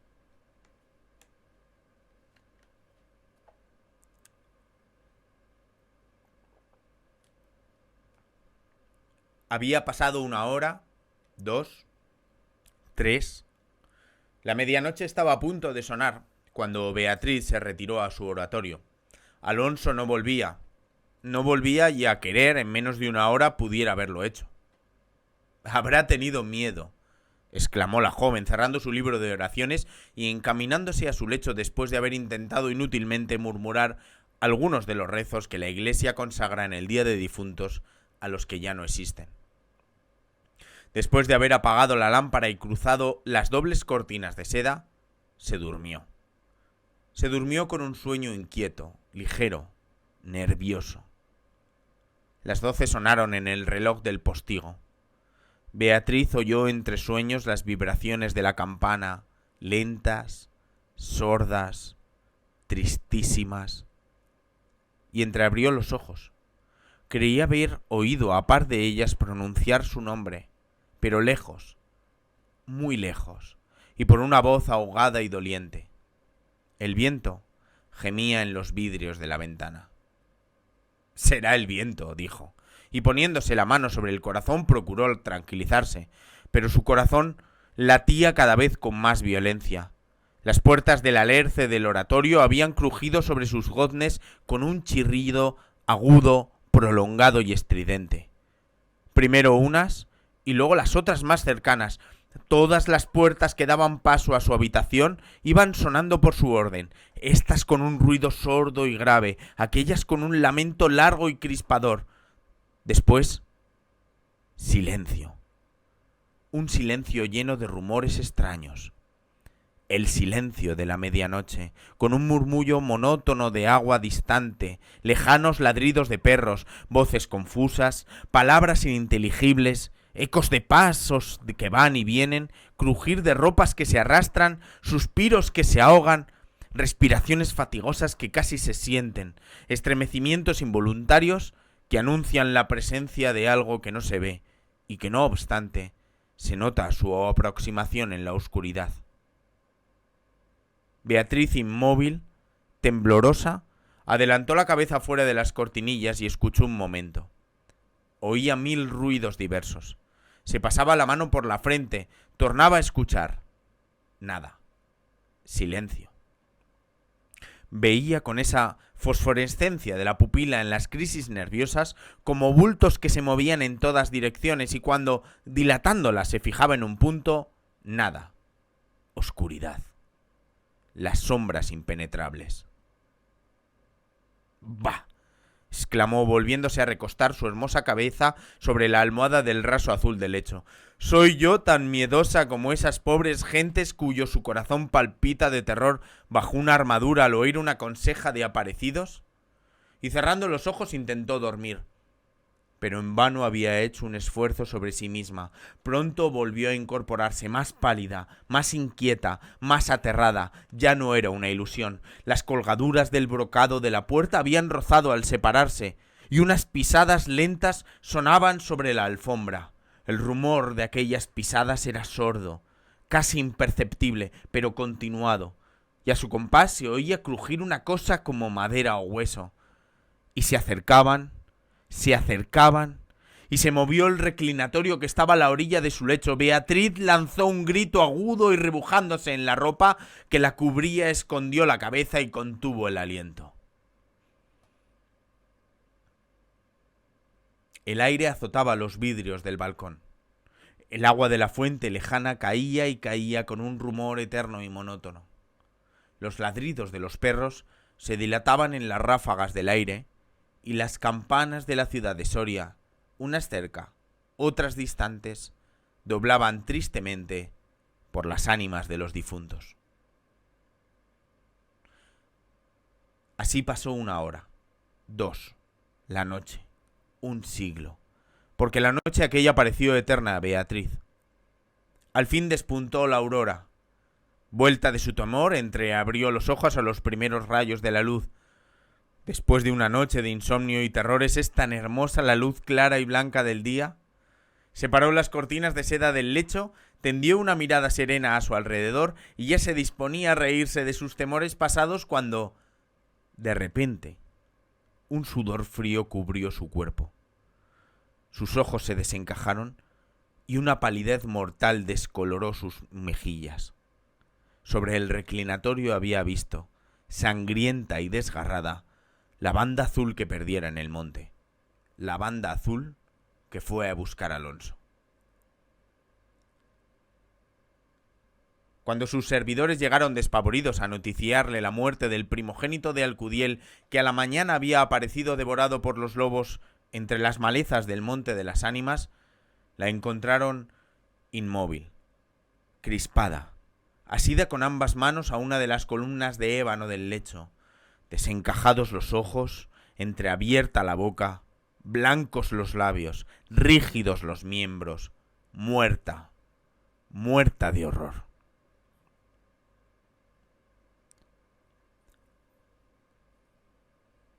Dicen que después de acaecido este suceso, un cazador extraviado que pasó la noche de difuntos sin poder salir del Monte de las Ánimas y que al otro día antes de morir pudo contar lo que viera, refirió cosas horribles.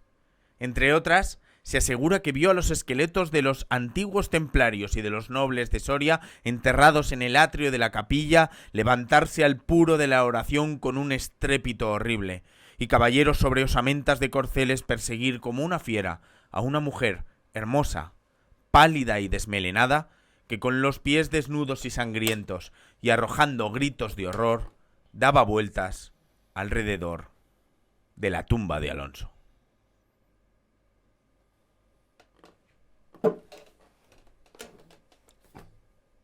Lo siento, la he leído como el culo, pero a mí me encanta esta lectura. Pues a mí no me parece. Te la has leído ya unas cuantas veces. Pues si me las sé de memoria, ¿no es que la escuché por primera vez con 9 años? Claro, porque eso, vamos a poner un poquito en contexto también. Todo esto, ¿de dónde viene no la leyenda, pero sino de dónde viene el Festival del Monte de las Ánimas? Esto lo empieza tu padre. Mi padre. El Papa. El Papa. Empieza, él es profesor de la escuela de adultos y se lleva a sus alumnos, algo que ahora no sé si se puede hacer o no, pero se lleva a sus alumnos por la noche. Si en la escuela de adultos sí se puede hacer. Por la noche, no, pero te voy a poner el contexto. Por la noche se los lleva al monte a beber moscatel. Sí se puede, sí. Y a hacer una hoguera en el monte, a hacer la lectura de la leyenda y luego al terminar, pues Ángel, el bombero, que sigue con nosotros hoy en día, 38 años después, dice, esto lo podemos pasar descalzo, y decide pasar el fuego. Esto no hubiera tenido más que, al ser una vivencia de esas que hay en todas, cada una de las familias o personas de nuestra familia, siempre tienen una historia que contar de cuando se fueron de vacaciones o cuando hicieron algo. Pero ¿qué ocurrió? Que al año siguiente, cuando llegó el 1 de noviembre, dijeron, oye, volvemos a hacer... Habrá que repetirlo, claro, el moscatel por lo menos. El moscatel, pilla el moscatel, yo cojo la leña y volvemos a hacerlo. Y se volvió a hacer. Así durante muchos años...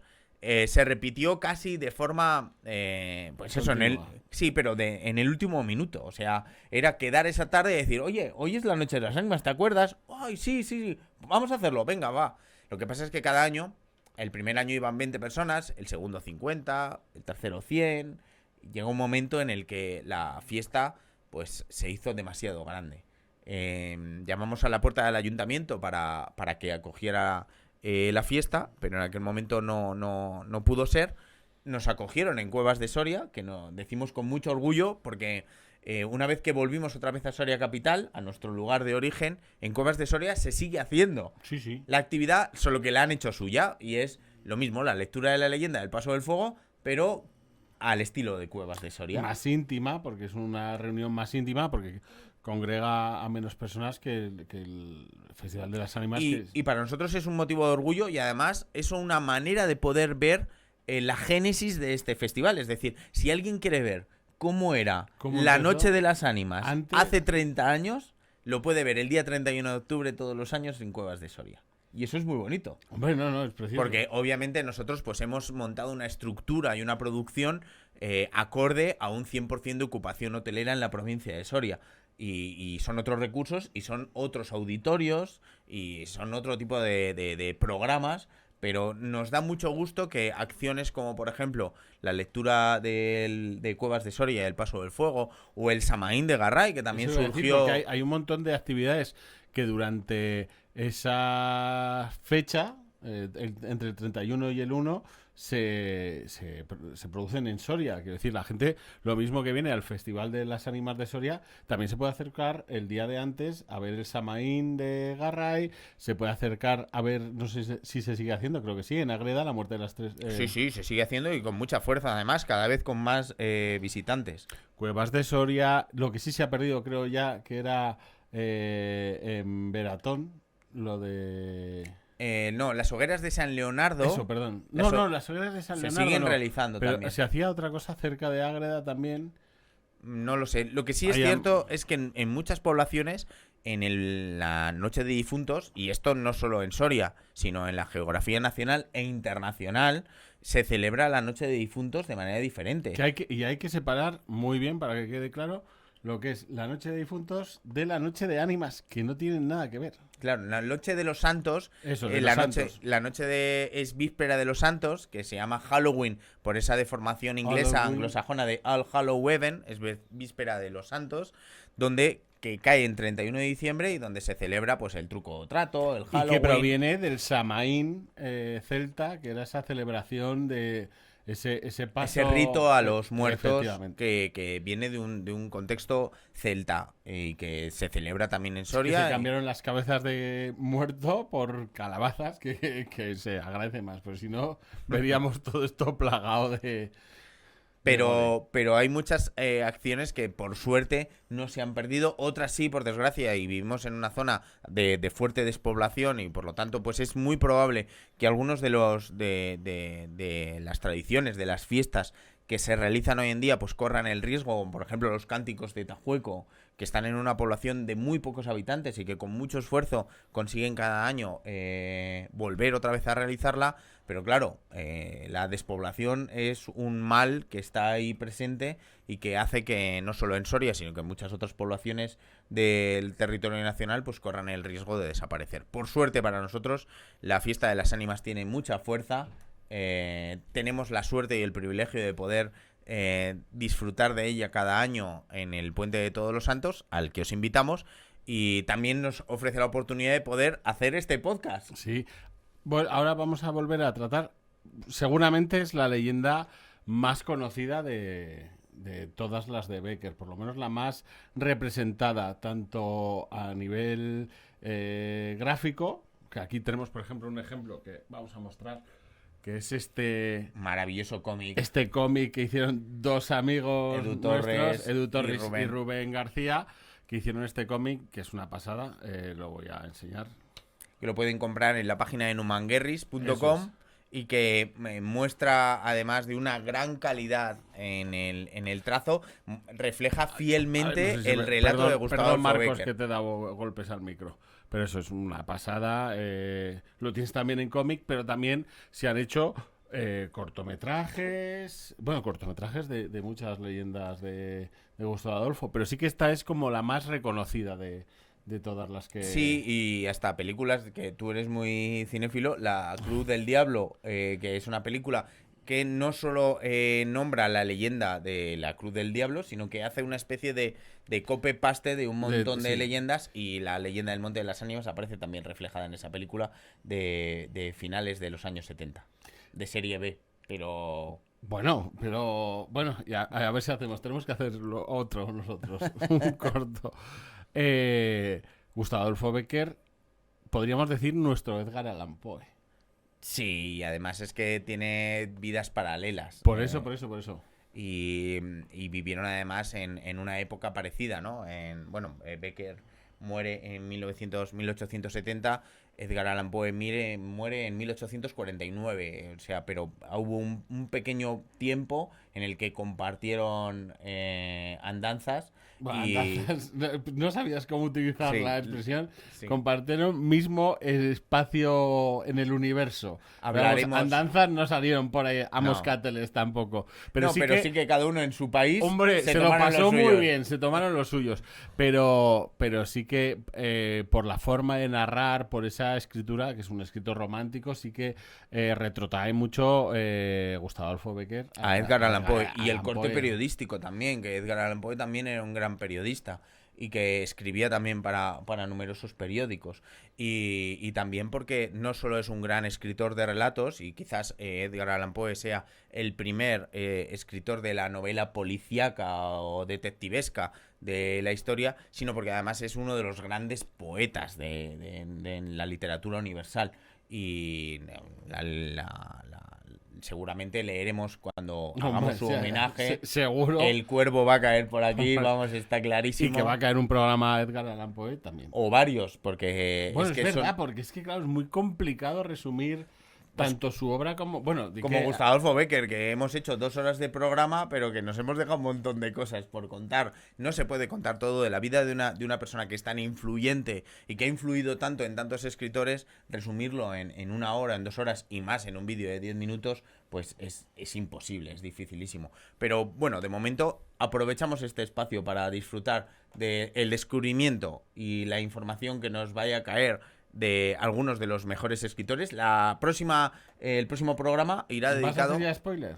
Sí, voy a hacer spoiler. El próximo programa va dedicado a Shirley Jackson, que es una de nuestras Shirley también... Jackson, que también... Bueno, es que no quiero Otra, decir nada. otra vida terrible. Joder, es que es verdad, otra... No, pero es una grandísima escritora y que nos trae, además, tenemos la suerte, uno de los mejores cuentos, tú lo sabes, porque además lo has disfrutado también, que más nos gusta, que es La Lotería de Es una Shirley pasada. Jackson, que además leímos en el Festival de las Ánimas del año 2020 y que es uno de nuestros relatos favoritos. Así que... Bueno, ¿ya te quieres despedir de esta gente? No Relaja, sé. que vamos a explicar un poquito también. No, que lo dicho, que nos podéis... Hoy no tenemos a Marta, pero normalmente lo que vamos a hacer es una sección donde por eso os invitamos a participar y a mandarnos vuestros comentarios, a mandar qué autores o autoras queréis que tratemos. Autores. ¿He dicho autores Así. o autoras?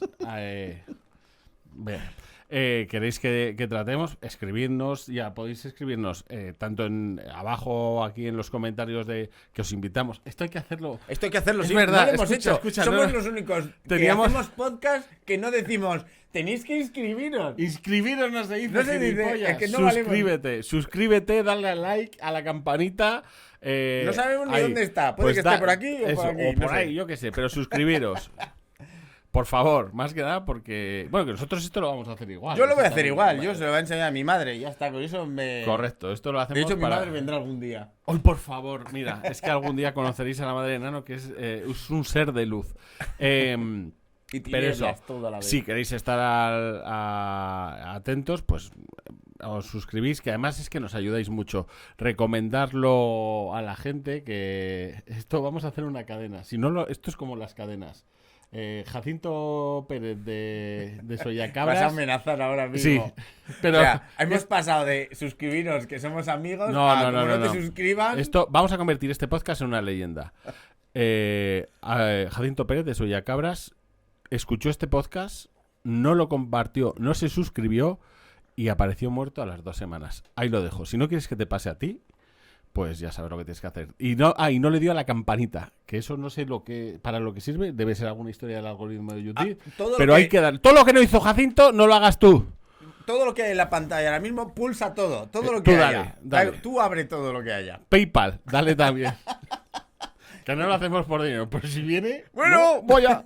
No, pero eso. Lo importante, lo que sí que tenéis que hacer, comentarnos, tanto... Si te ha gustado, no te ha gustado. No, si... si no te ha gustado, te lo guardas para ti. Sí, ¿no? Hombre, quiero decir... vienes- si- no, para escuchar a mierda, no, ya están nuestras madres para ponernos a parir. Si te gustara que habláramos de alguien Eso en concreto, si hay algún autor dato de lo que nosotros hemos dicho que que crees esté mal que hay o que revisar. quieras que aportar. Nos pues encanta adelante. el revisionismo, eso es una cosa que nos vuelve Eso es. locos. No, es verdad. O sea que. Porque además así aprenderemos también nosotros.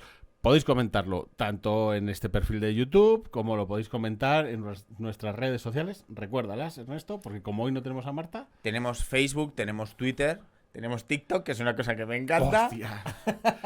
Tenemos Instagram. Del El festival. Animas Challenge, yo hay que prepararlo. Vale, hay que prepararlo. Pues es que este año el Pero di cuál es el... Festival de las Ánimas. Perfecto. Todo seguido. Festival de las @ Ánimas. Festival de las Ánimas, Eso es. pues ahí les dais a seguir a nuestros perfiles. Y vamos a tener iVoox. Y también el perfil va a estar subido a Spotify. A todo A lo todo. que dé. A Tinder. Pues oye, A OnlyFans. en OnlyFans. Es el mismo programa, pero los que están en pelotas no son los Borbones, somos nosotros. No, ahora va a haber alguien que nos va a buscar en OnlyFans. Pues que busque. Mira, Dale al me gusta y a lo mejor. eso, pero primero dale. No, incluso hay alguien que sea desuscrito de OnlyFans por si acaso le aparecemos en Ala, sugeridos. venga, ya hemos dicho la tontería. Ahora hay que volver a hacer el programa. No, bueno, vamos allá. Eso, comentarlo, porque que nos viene muy bien. Que seguiremos subiendo. Bueno, de vez en cuando. Hombre, de vez en cuando no. Cuando nos dé. Una periodicidad, pero entended que todo esto, nosotros somos amateurs. Cada 15 días. Vamos Cada 15 días más o vamos menos a sacar uno. Vamos a intentar. Que vemos que la gente responde, que podemos retirarnos de nuestras carreras, tú de Pues a lo mejor hacemos uno cada empresario 4 de horas. éxito Como y, Ibai. y yo de fotógrafo. Aquí hacemos Twitch. Eso es. Hacemos maratones de terror, si hace falta. No, del. ¿Cómo has dicho? De horror. De horror, eso. Este nuevo concepto que hemos creado. Y nada más, que os emplazamos a todas y a todos para la próxima semana, donde, como ha dicho Nano, hablaremos de Shirley Jackson. Y nada, que si podéis, después de escuchar este Monte de las Ánimas, pues intentad dormir esta noche. Esa es la frase que vamos a tener siempre. Es mi catchphrase. ¿Sí? Sí. Ay, cómo Si mola. podéis, Intentar dormir. intentad si podéis. dormir si podéis esta noche. Pero si no, ahí va a estar las hombre ánimas del- apareciendo. Y el hombre del saco. el hombre Mirad del bien debajo de la La cama. frase se acaba de diluir ahora mismo. Ya, pero es que, claro, yo topeo sobre esa frase. No, venga, vamos ahí. Esta es la frase, la última, tenemos que acabar. Venga, dila. Si podéis, intentad dormir esta noche.